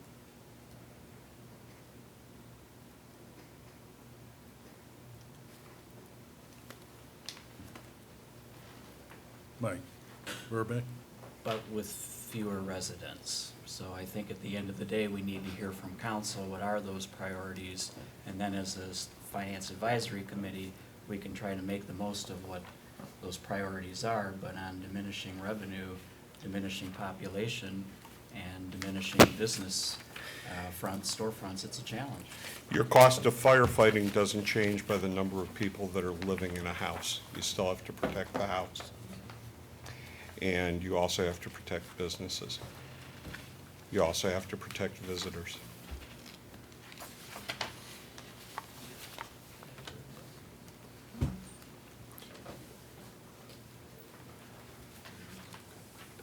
Alderman Noriko? I'm aware that as part of the budget process, even before the Finance Advisory Committee or the City Council got involved, that a city manager and the finance director were involved with the department heads, going over those line items. And, in other organizations, having participated in budgeting, I know you go in with your wish list, knowing you're never gonna get everything. And then, it's somebody with a reasonable head and a, one step removed perspective who says, do you really need this? Can this be deferred? Why is this in here? Why has this increased? And I don't have the expertise to go line item by line item in this budget. And that's why we hire and why we have a city manager and a budget and a finance director with expertise who can, and I assume that there were some, relatively heated discussions with the city manager saying to a department head, why? Justify this, tell me. Now, if at some point we lose confidence that that kind of scrutiny is taking place, that's another issue. But we hire, good people, we hold them to standards. I think that, at least for, items that are standard operating procedure in departments that we need to trust their final judgment. Now, that isn't to say that we don't, look at major expenditures, we don't, set forth policy and so forth, but I am simply not prepared to redo their work in looking at each line item. Assistant Manager Hoppenstein. I can assure you, Alderman Noriko, that those heated discussions did occur, and many of our wish list items never even made it past step one. So, City Manager Gora and Finance Director Haley held firm on the mission of the budget and the goals of the organization and put us through the ringer and made sure that every item was justified. And then collaboratively as a team, after all the first and second and third and fourth cuts were made, we met together as a leadership team and cut even further, and we had to negotiate amongst ourselves to say, really, fire, do you need that? Because it sounds like police needs this more. And really, Public Works is that is important because I've got this little teeny HR item that I really, feel I need. So even amongst ourselves, we questioned each other and held each other accountable and demanded justification to feel comfortable enough for the city manager and finance director to put together the final recommended budget. So it definitely occurred, and that is a part of the process that City Manager Gora expects, as well as Director Haley. Thank you, Penny. Alderman Jacobson. I appreciate all the rah-rah cheer stuff. Somebody's got to make themselves feel good about what we've done for well before my time in this seat and probably well after. The reality is we aren't getting the job done. We don't have an infrastructure plan. We don't have money that we can even put toward roads. We don't have money that we can put toward fleet. We don't have money that we can put toward the basic necessities that the taxpayers elected us to take care of. That's what they expect us to do. And it's a difficult job. And yeah, it's hard to go through line item budgets. And it's hard to go through the decision-making process. The reality is the council is not really part of that process. It's done before it gets here. And I get that it's done by staff. They're the full-timers here. We're not paid enough to sit and do some of that work. The reality is, in continuing to claim we have a balanced budget when we're neglecting so many things is really a falsehood. The roads continue to deteriorate. The fleet continues to deteriorate. And we don't have any money to put into those things. If we were adequately budgeting for the amount of depreciation and money we should be putting aside, we'd be looking at a $3, $4, $5 million deficit in our budget. Well more than the 20 or 25% we have in fund balance. So again, the reality is, in keeping all the niceties and keeping continual growth in staff and keeping all these things, we're neglecting those things and saying, oh, we have a balanced budget this year, let's move on to next year. It's not real, it's not truth. We still have a huge deficit in this budget. And while it doesn't show up on paper because numbers can be fiddled with, the reality is we are not committing the resources we need to run the city into the future. And we have to deal with that, and we have to figure that out, and we have to plan for that. And yet again, we've gone another half year without doing that and saying, oh, we're working on it. We're making little changes and we're making progress. The reality is we've gotten ourselves to a point where it's going to be an emergency need situation to deal with our fleet and to deal with other things because we are spending too much each year and convincing ourselves that we're in a balanced budget reality when we're not. We have to start cutting. It's the only option we have unless we are going to significantly raise taxes on the sixth highest county in the nation. Is that what you want to do to the people that elected you here? I realize we don't necessarily have the wherewithal or the ability or the training to go through this budget, but then it should be the council and the mayor telling staff, we need to start cutting. We don't know where it's going to come from. We don't know how it's gonna come from. I was at one of these meetings before everyone sitting here, and we said, we need to come up with another $1 million. And by the next meeting, they figured out how to do it, magically. They found $1 million in frivolous expenditures that they were able to cut to satisfy the council. Last year, I said, hey, let's start looking at an arbitrary number, whether it's $1 million, whether it's a percentage, whatever the council believes, and push staff and challenge staff to find the way to do that.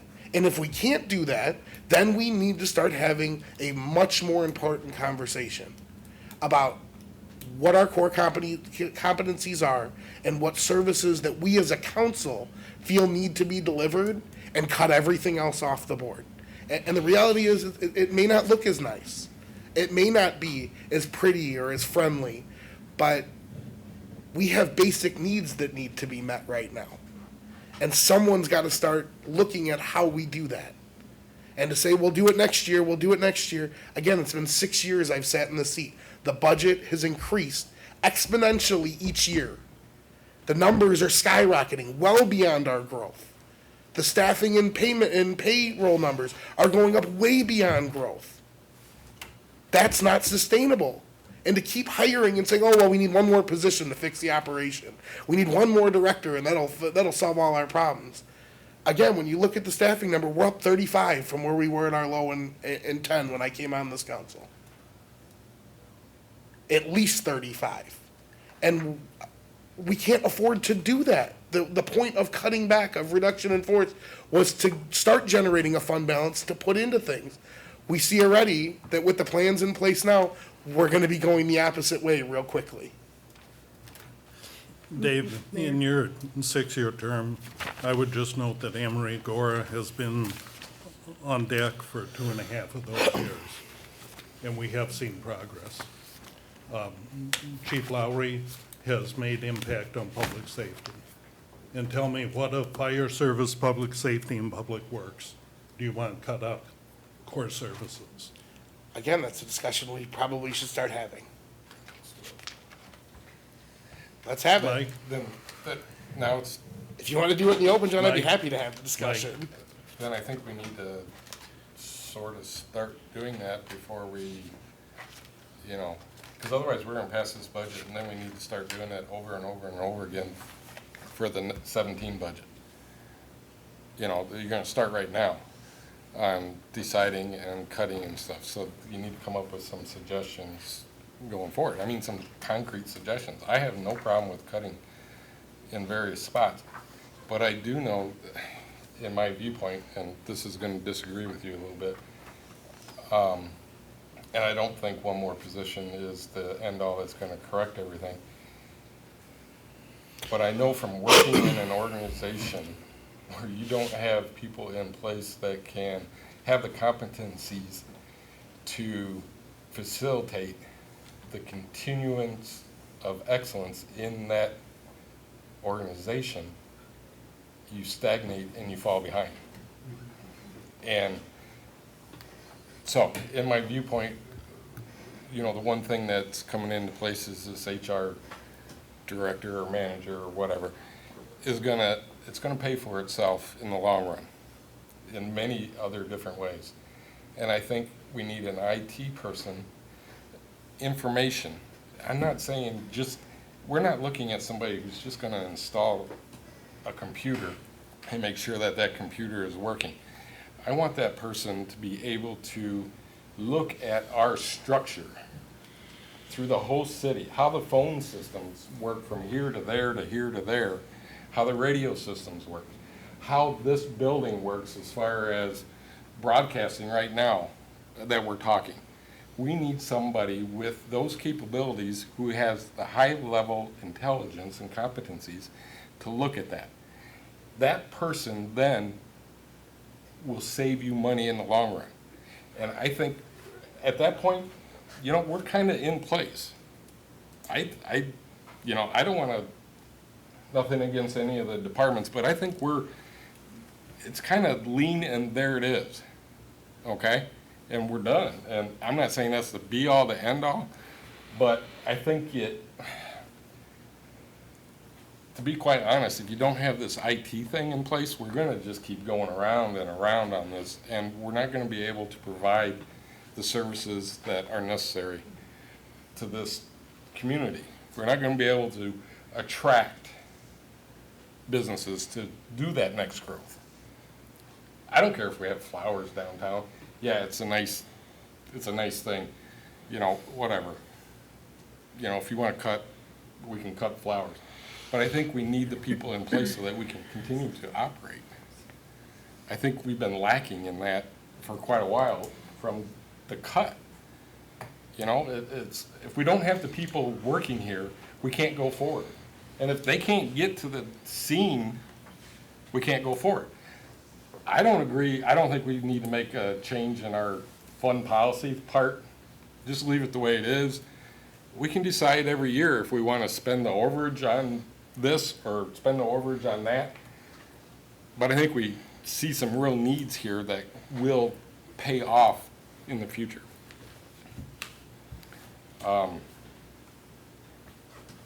But I think if you don't start having this conversation, I'm all for talking about what you think we can cut here and there. Absolutely, Dave, and that needs to be a public conversation at a Bring it up, policy level. So let's That have, we let's as a schedule a council meeting to have that Give that discussion. direction to staff. Let's have that City discussion. Manager Gora. Let's schedule a meeting to have that City discussion. manager. Sure, I would just want to add to address Alderman Jacobson's comments, is that in the time I've been here, I've operated under the premise that the council as a whole, the majority of the council was satisfied with the level of service delivery that is provided to the residents of the community. Not only the residents, but people who travel into the community. I If- would underscore council as a whole, because there Would have been underscore lack of minority leadership views by on the council. You're absolutely but correct. it's a It's not your majority fault that I'm vote. blaming on you. It's a lack of leadership by the council. You're So- absolutely correct. And based on that premise, so the recommendations we've made as staff has been based on how do we continue to provide that service to the community in a creative way. So one of the things we talked about tonight came up as an example, purchasing a used ladder truck that Chief Hicks was able to go out and find in Florida instead of purchasing new, because quite frankly, we couldn't afford a new truck as a community. We're having discussions with other taxing districts about shared services. We're talking about how can we work collaboratively? What services can we provide to other municipalities or other entities that we can charge them for? We're looking at what are services we can swap? We'll do this for this district if they do that. So it's a creative way. So we're looking at all these, you know, what are becoming standard ways of looking at things. The one thing I want to point out, and this is for the sake of the committee and for the audience, and I know the council's aware of this, but in January of this year, Director Haley made a presentation to the council because we wanted to be able to document to the community the cost savings, efficiencies, and new revenue that we've been able to generate in the past 2 years. And I just want to highlight some of the significant ones because we do, as part of what we do on an everyday or regular basis, is look at how can we create better efficiency. So just a couple of things I want to highlight is when you look at 2 years ago when we contracted out the building division, we have annual savings there so that we're able to make sense to the community. When you look at the fire department over the last couple years has been able to implement a 2-person swing shift that allows personnel to be assigned to any shift as needed. And this has been able to show an approximate savings of about $200,000 in overtime. So you have your chiefs, you have your department heads looking at creatively, how do we provide service? How do we lower overtime? Because overtime is a cost in our police department, our fire department, and our public works departments, our big 3. Another thing that we've done is in regards to the health insurance structure at the beginning of 2016, we've been able to save by switching to another plan for our employees, and that equates to $133,000 a year. We also have been able to decrease the cost to the general fund by eliminating comp time. And as you may all know, that it had been a long past practice of the city to allow compensatory time for exempt positions, which if you compare us to any other municipality, that doesn't happen. So that's been eliminated, and we've made that change going forward. That has been huge. City transferred the city's Medicare primary retirees to a group Medicare health program administered through Benestar, approximate savings of almost $50,000 a year. We've already talked about the fund balance and the impact that that has had. And just a couple other things. In the police department, they are using intelligence-driven policing in order to, and using OSSI police software system. They are also driving down overtime by using this. Overtime from 14 to 15 decreased by $137,000 a year.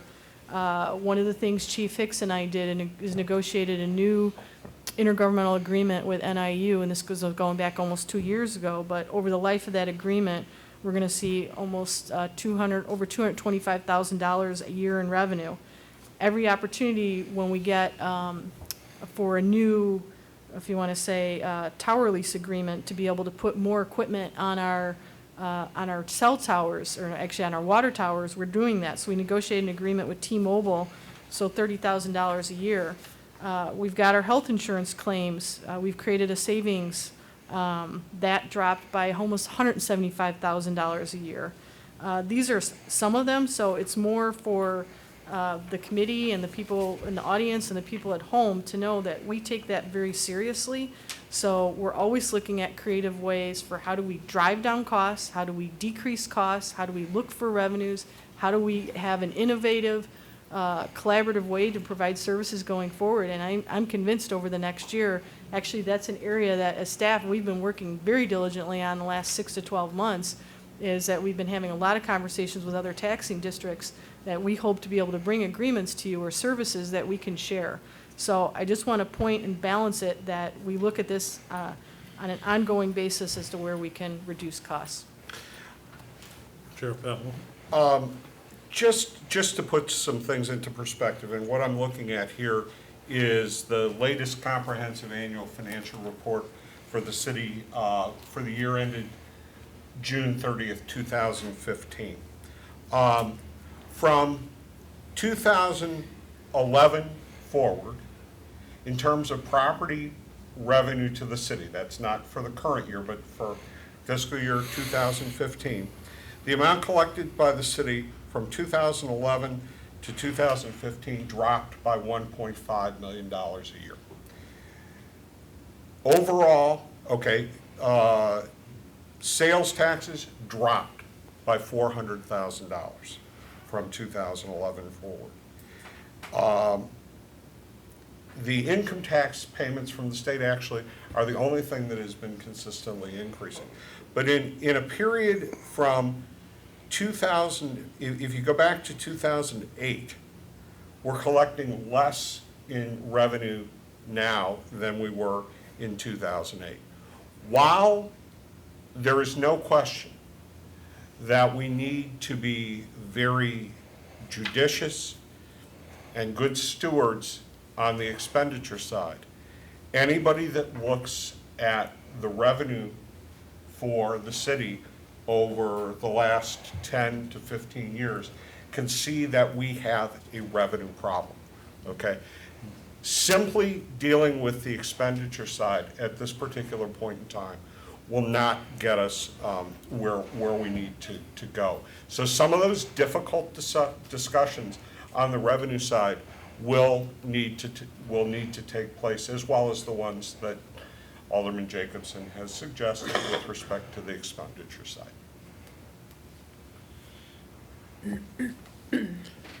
I would agree with you. We do have a revenue problem, for certain. The reality is that the taxpayers are already putting in more than they are anywhere else. That's simply... If you spend more than you bring in, no matter how much you bring in, we'll always have a revenue problem. And what is the source that, other than the property tax, of which only a small proportion goes to the city, that we're paying more than other Per capita? places? You can't go by per capita, Dave. So what measurable do you want? Per whatever someone tells you? You can divide it by EAV, you can use it as a proportion of family personal income, and only count families, not households. But I mean, there's a number of different measures. In which we fall in the bottom third of nearly all of them. No, absolutely not. Property taxes, this is one of the highest counties that you will find. There is absolutely no question, no argument about that. Income taxes? No, our income taxes are very, very, very, very low. State income tax? Yes, is extremely low. I would Dave, you disagree can with you check there. it. It's extremely low compared to other states. Other states are in the 10 to 15% range. Other states are in the 0 range. Very few. They do exist. They do, but they, look. The states that are, The that bottom are getting line by and is- doing The well. bottom line is that when you look at the total cost of living in a place with respect to what government charges you, it all comes out of someplace. There's nobody that doesn't have either either an income tax or a sales tax. Let me tell you, Massachusetts, when I lived there, had a reputation, they called it Taxachusetts, okay? But property taxes were 1% of the market value of your house. I mean, we would die for that in Illinois. That would be a rate of 3, here. License plates were $20 for 3 years. So, it all comes out in the Washington, and I do agree wholeheartedly with the fact that you need to talk about what services you absolutely want to provide, at what level you want to provide them, and do that in conformance with citizen expectations. You can't have this case where, okay, we're going to define that this is what you need, and then have people come in willy-nilly and say, well, wait a minute, you cut this particular service, I want this service, and I don't want that service that you retained. So, it's got to be done carefully, but every organization needs to adapt to change and adapt to the way that it does business. So that, there's no question that you have to have those fundamental discussions. I fully agree. And I would like to make a comment based on some of the savings. Great, wonderful. Most of those savings were generated from the past council, from directives of the past council. We asked for those things either while you were coming in or before you were here to get done.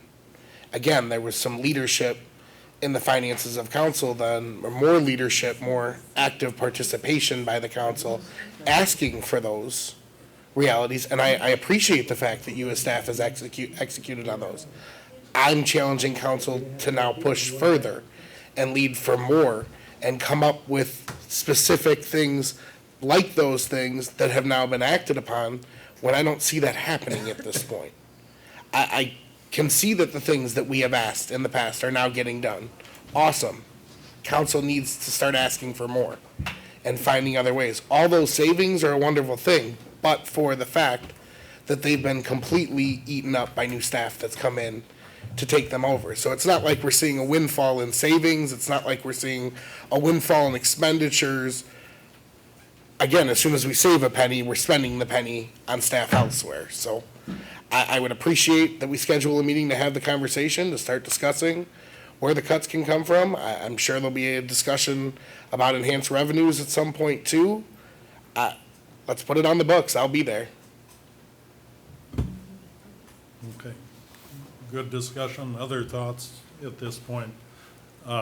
If not, I'd like to ask Director Haley to move to the new revenue increases that we have to discuss this evening. So this is just a revisit, really. We talked about just 2 revenue recommendations. I supplied, and you have the packet from last week, if you want, but we supplied the full list of, as completely as we could, of comparables, and out of those comparables are making 2 recommendations for this 16.5 budget. One is the ambulance fee increase, and the second is the video gaming revenue increase for the annual licensing. So, Where in the I just packet wanted are these? There is statement. That part. it's in the May 11th. May It 11th should say May 11th. So there's a memo. You should have another packet that says. I don't have that Well, page. behind I don't have that page. Yeah. So it's this the- foldout? So I'm just bringing these back up in case anyone has any questions. We have Chief Hicks here on the ambulance revenue that he is well versed on if there's questions on that, and the video gaming revenue. So those are the only two revenue recommendations we're making in this 16.5 budget. Keeping in mind, they are not included in the 16.5 budget. We might, if we were to implement them, could see maybe 3 or 4 months worth of new revenue, which would increase the revenue that we're projecting for that budget, but. So they're, Alderman Marquardt. so they're not currently in the 16.5 budget? They are not. Okay, so there are options that we could voice our opinion on for this budget or for the next one if we wanted to pursue that? Correct. Okay, then I will voice my opinion. I have no problem with the ambulance part because, you know, that makes sense to me. As far as the video gambling fee increase, it seemed a little steep, you know, especially, you know, we talk about whacking everybody for fees all the time, you know. And I guess the ambulance part, I guess, sure, make the insurance company pay and then make everybody else pay and then everybody else pays. So it's kind of more of a trickle down thing. Spreading the cost over people that don't actually live here but who are all paying into the insurance program at some point. But as far as the video gambling, I guess I'm against that one. Raising that. I can see raising it, but I can't see raising it from $25 to $1,000. That just seems, you know, kind of exorbitant. We would encourage any feedback from council and the committee as to where to go with that. I know in the packet, Director Haley included the March 2016 video gaming report from the Illinois Gaming Board. And if you look at the amount played for the entities that currently have the licenses in the city, and it's the first column, it's the revenue, right? So the revenue ranges from 60,000 on the low end to almost $400,000 on the high end. So the entities that are using these machines are getting a considerable amount of revenue from them. So when we made the recommendation, we did look at what other municipalities are charging, but we understand it's whatever you're comfortable with, but there is definitely more revenue that other municipalities are collecting for these services. City Manager Dora is quoting the March 2016 amount played. I looked at July 2015 through March of 2016, our current fiscal year. Those ranges are anywhere from $250,000 to over $4.5 million of amount played. So you look at the magnitude of activity in those establishments, I think that's where, in my mind, that increased licensing fee becomes justified. I think we need to look carefully at those increases. Alderman Nareko. I noticed that some of the video gaming occurs at, places that are not for profit, like the Knights of Columbus, the Moose, and so forth. Would it be reasonable to think about having a two-tier structure so that those organizations would pay a lower fee? I'm not as opposed to, the $1,000 fee for, some of these other places, but perhaps, again, for the not-for-profits to pay a lower fee. This would be the city's. I haven't asked our city attorney about that. I'd be happy to check with him, though. Yeah, but it's net, yes. that's the difference. What is the owner's share, the business owner's share of revenues of NTI? Service organizations. State takes Oh, 39. Club atmosphere, and the other is service. The operator takes a big chunk of it too, which isn't included on here. I'm not saying that somebody won't have a nonprofit. Again, the video game owner takes a big chunk of this. well, The owner of the actual Kia, the business owner only gets 25 or the 30%. actual establishment, the minimum payout has to be 80%, so, I understand that, and then that generates your NTI. correct. And of the NTI, the business owner only makes 30% of that. No, of the NTI from the machine, the state is 30%, I The believe. state is 30, the city's 5, The state is operator- 5 of the 30. 5 of, it's not The 5. state's 30%.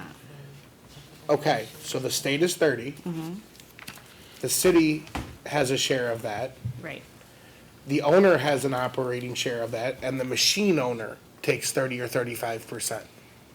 It, you know, what the machine owner takes, I don't know if you can actually calculate a percent, because it depends on the. I think so it's by state law, is it not? 80% has to be a minimum payout per the game, so. I'm saying of it's- NTI.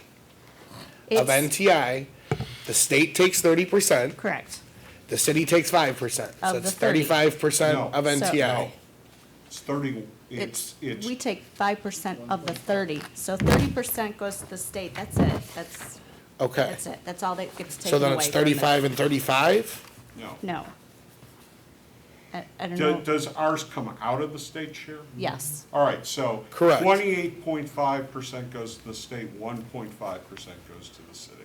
Okay, and then of the And- additional, how much goes to the business owner?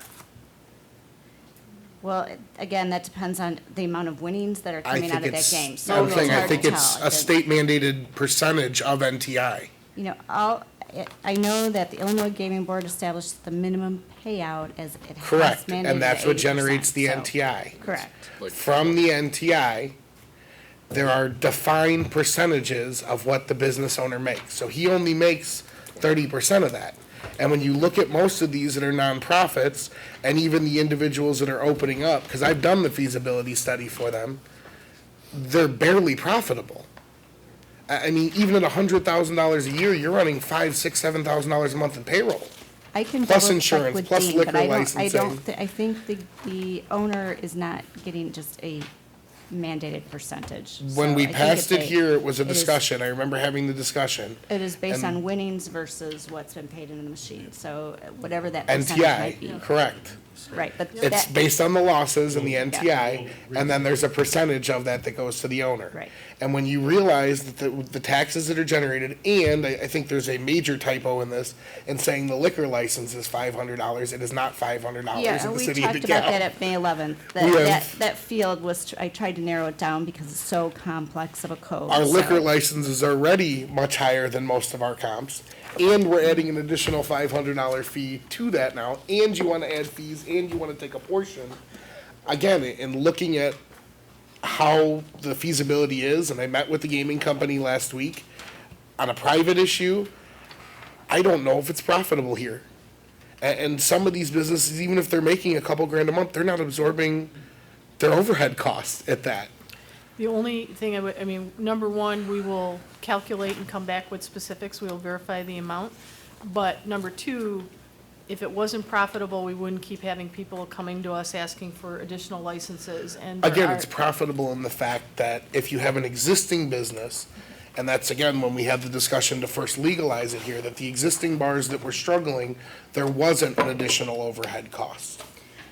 The big players in the game are making it profitable somehow. Again, they're marketing and they're able to do those things. But the small mom and pops and the nonprofits, again, these numbers don't seem that impressive, especially if they're only taking 30% of it. When you account for the overhead and the additional fees and the dram shop and all the things that it's gotta cover, it's not that impressive. So to say that they're making hundreds of thousands of dollars where we're only seeing a small piece, I think is not entirely the full picture that we need to You look at. understand the question? I do, and keep in mind, that's just 1 month's worth, so, I'm of looking at revenue. the year one that Okay. John had. There is also gaming device comparables on here, so we are still pretty low. The recommendation was to go up to the highest because that seems to be the trend, but certainly you can go, we're 25 and 25, and that's on the very low end, so. I'm trying to, I have the source where it can, okay. I think we need to see what they're actually making. There's the license fees, okay. The video gaming tax,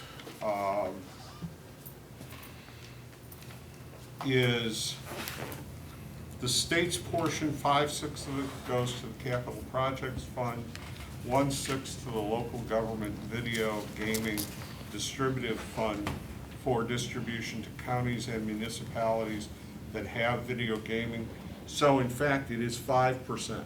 It is not 1.5%. It's 5% that's It's going to the city. 5% that goes to the locality. Correct. The 30. No. No, it's 5% of the overall revenue. 25% goes to the state, 5% goes to Okay. the local Okay, right. government. So it's not 5 percentage points.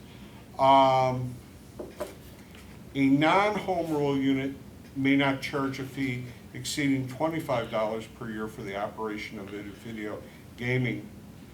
Although they may not tax video gaming, municipalities and counties by ordinance may prohibit.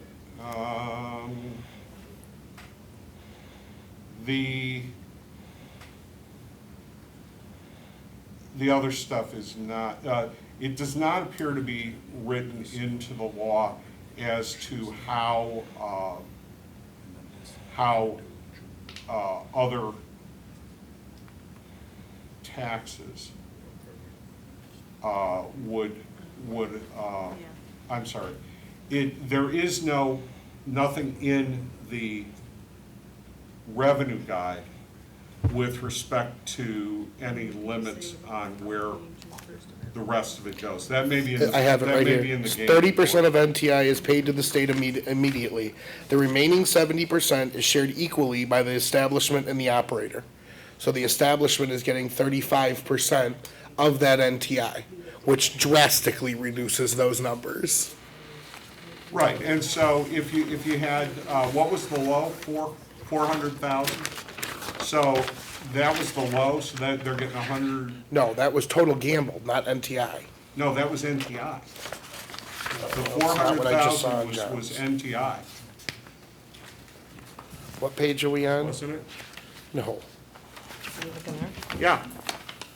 It, the way that it was given was that for the year, I thought the range was 400,000 to 4.5 million. No. That's Isn't that- total amount played, that's not That's total NTI, amount played. which is 20% of that, and then it's 30% of that, of the 20% that the business owner is getting. NTI might, No, I Sure. understand what I was just listening to what Kathy had said. This What is for was- 1 month. It's not- Correct. it's What not was an the annual. annual one that you have, John?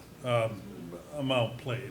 No, the NTI column of that one. The NTI column of that one ranged 22,000 to just under 400,000. Okay, so I stand corrected. So again, at 400,000, the operator is making 120 grand a year at the high end in our community.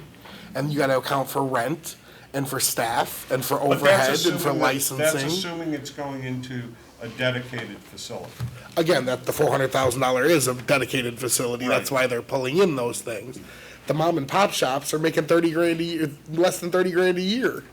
And now you wanna put $1,000 tax on each machine? I think that's pushing it too way too You could high. tier it, maybe it's $1,000 to license the facility and then, a smaller fee per machine. I think what we can do as staff is prepare more detailed analysis for, We can prepare a more detailed analysis over a longer period of time, breaking down the actual revenue based on this discussion. So Director Haley and I would be happy to prepare that information for the June 1st meeting. Okay, we're at other items on our agenda at this point. I'm going to suggest we go ahead and use the June 1st meeting that we've scheduled to address any unresolved issues. I'll ask Director Haley and City Manager Gora to bring those items to an agenda for that June 1st meeting. Are there other issues, concerns that haven't come to the floor that council or FAC wish to address this evening? Did we discuss the ambulance increased? Yeah. Okay, so It's that's. $156,000 that is not reflected in 16.5. Right, but that's going to come to a vote? Or Correct. what's, okay. So not hearing other concerns, let's plan on the June 1st, 5:30 joint meeting. I'll turn to public participation. Okay, thank you for that. And yes, I will stay under 3 minutes. And don't look at this, you could say that I'm all wet, and I really am, because I got Is it raining? caught, it was before. Okay, real quickly, this has been a very in-depth and very dimension-filled meeting, and that's good, that's exactly what you want. We've gotten to hear some of the expertise on our Finance Advisory Committee, which is, this is what you're here for, not an easy job. In my lifetime, my 60-some-odd years, that's as much as I'm giving up, 60-some-odd years, I've spent 39 of those in the profession of education and over a quarter of a century in government service. And in both areas, I must say that it was consistently a struggle to meet budget to meet budgets. It's always been a struggle, no matter what area you're in. This is no different. It is by far the #1 most important and most difficult thing that this entity has to deal with. And you can't obviously take it lightly, and I'm glad to see that you are not taking it lightly. Our assistant city manager and our manager said repeatedly that staff and they have worked very, very hard to keep things down, to be efficient, to be creative. And please do not take this in a negative way. That is your job to do that. And we want you to do that well, and we want you to continue doing that morning, noon, and night. That's what you're here for. And Kate, you made a comment too, and I hope this does not ruin our relationship because we've been building a pretty decent one over the last year or so, and I'm here to help in any way I can. But when you say or allude to the fact that it is not your job to go over line item by line item, I beg to differ. It is exactly your job. That is exactly what you must be doing because you have to feel as comfortable as possible about that budget that you are responsible for. Not them, you. I beg you, don't say that. Don't take that attitude because it is very important. And if you have to go over each and every item, by golly, do it. It's not going to be easy. We're not in good shape here. You have a big burden on your shoulders, and I feel for you. But you got to do that. So keep plugging away, and try not to be all wet. Levity. Thank you, Bessie. See, Anyone 3 else wishing to speak? 3 minutes, all wet. And please identify yourself with name for the deputy. Dwayne Brown. Back in 2011, Alderman Ron Naylor, when they passed the gas tax increase from 2 cents to 3.5 cents a gallon, he said that money should be used for streets, specifically for streets. It was used to finance the $12 million new police station, the difference in it. And now we've got the street situation. We've got $9 million worth of street repairs and $1 million to do it, and they're deteriorating all the time. So that situation should be changed. That should be dedicated directly to streets. And now they want to take $600,000 out of the general fund to purchase squad cars and to purchase ambulances. There's been no plan to do this. Suddenly, they decide, hey, we need this. Well, you know, squad cars deteriorate, ambulances deteriorate. There's been no plan to do that. And the thing is, it's probably not going to be replaced, the $600,000. The county budget was $90,400,000, and they took $400,000 out of reserves, and I said, you can't do that because that's for hiring police officers and for giving raises. And they said, we'll replace it next budget. I don't think, I've got to see that happen. The finance director came out and talked to me, and I said, it probably won't happen. And the same thing is going to happen with this. It's not going to be replaced. We've had 12 new building permits in the last 5.5 years here. The real wages in Illinois are at 1987 levels compared to inflation, the real wage growth. We're losing population. I think we're probably under 44,000 right now. And yet they go ahead and they hire police officers. And, you know, we've got 66 police officers. NIU has 55. How many do we need? I think, you know, there's got to be a level here. Every month they hire a new police officer, it seems like here. Now on the ambulances and the police cars, well, sure, they're going to be needing replacement. The average vehicle in the U.S. is 11.4 years old and costs over $33,000. But there's got to be a plan to do this. You can't just pull the $600,000 out and say, we're going to replace it, because the city of DeKalb, we're not getting the base. We're losing our industrial base. We're losing our tax base. We have vacant businesses. We have shuttered factories, and we have existing homes that can't be sold. And it's not going to change. It's not going to get any better. You know, people say it'll get better. Unemployment's up. The funding, Mooney's gave us a warning here.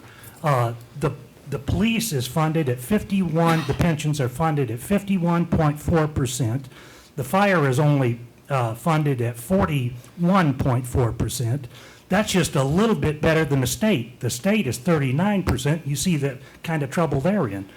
Even though they increased the funding for police and fire, it's not going to make it. We have it going revenues right here and deficits like this. It's not going to happen. It's, you know, we're going to get into big trouble here. And we're going to have our bond rating reduced from AA2, which is good right now, but it's going to be reduced. You can't have that.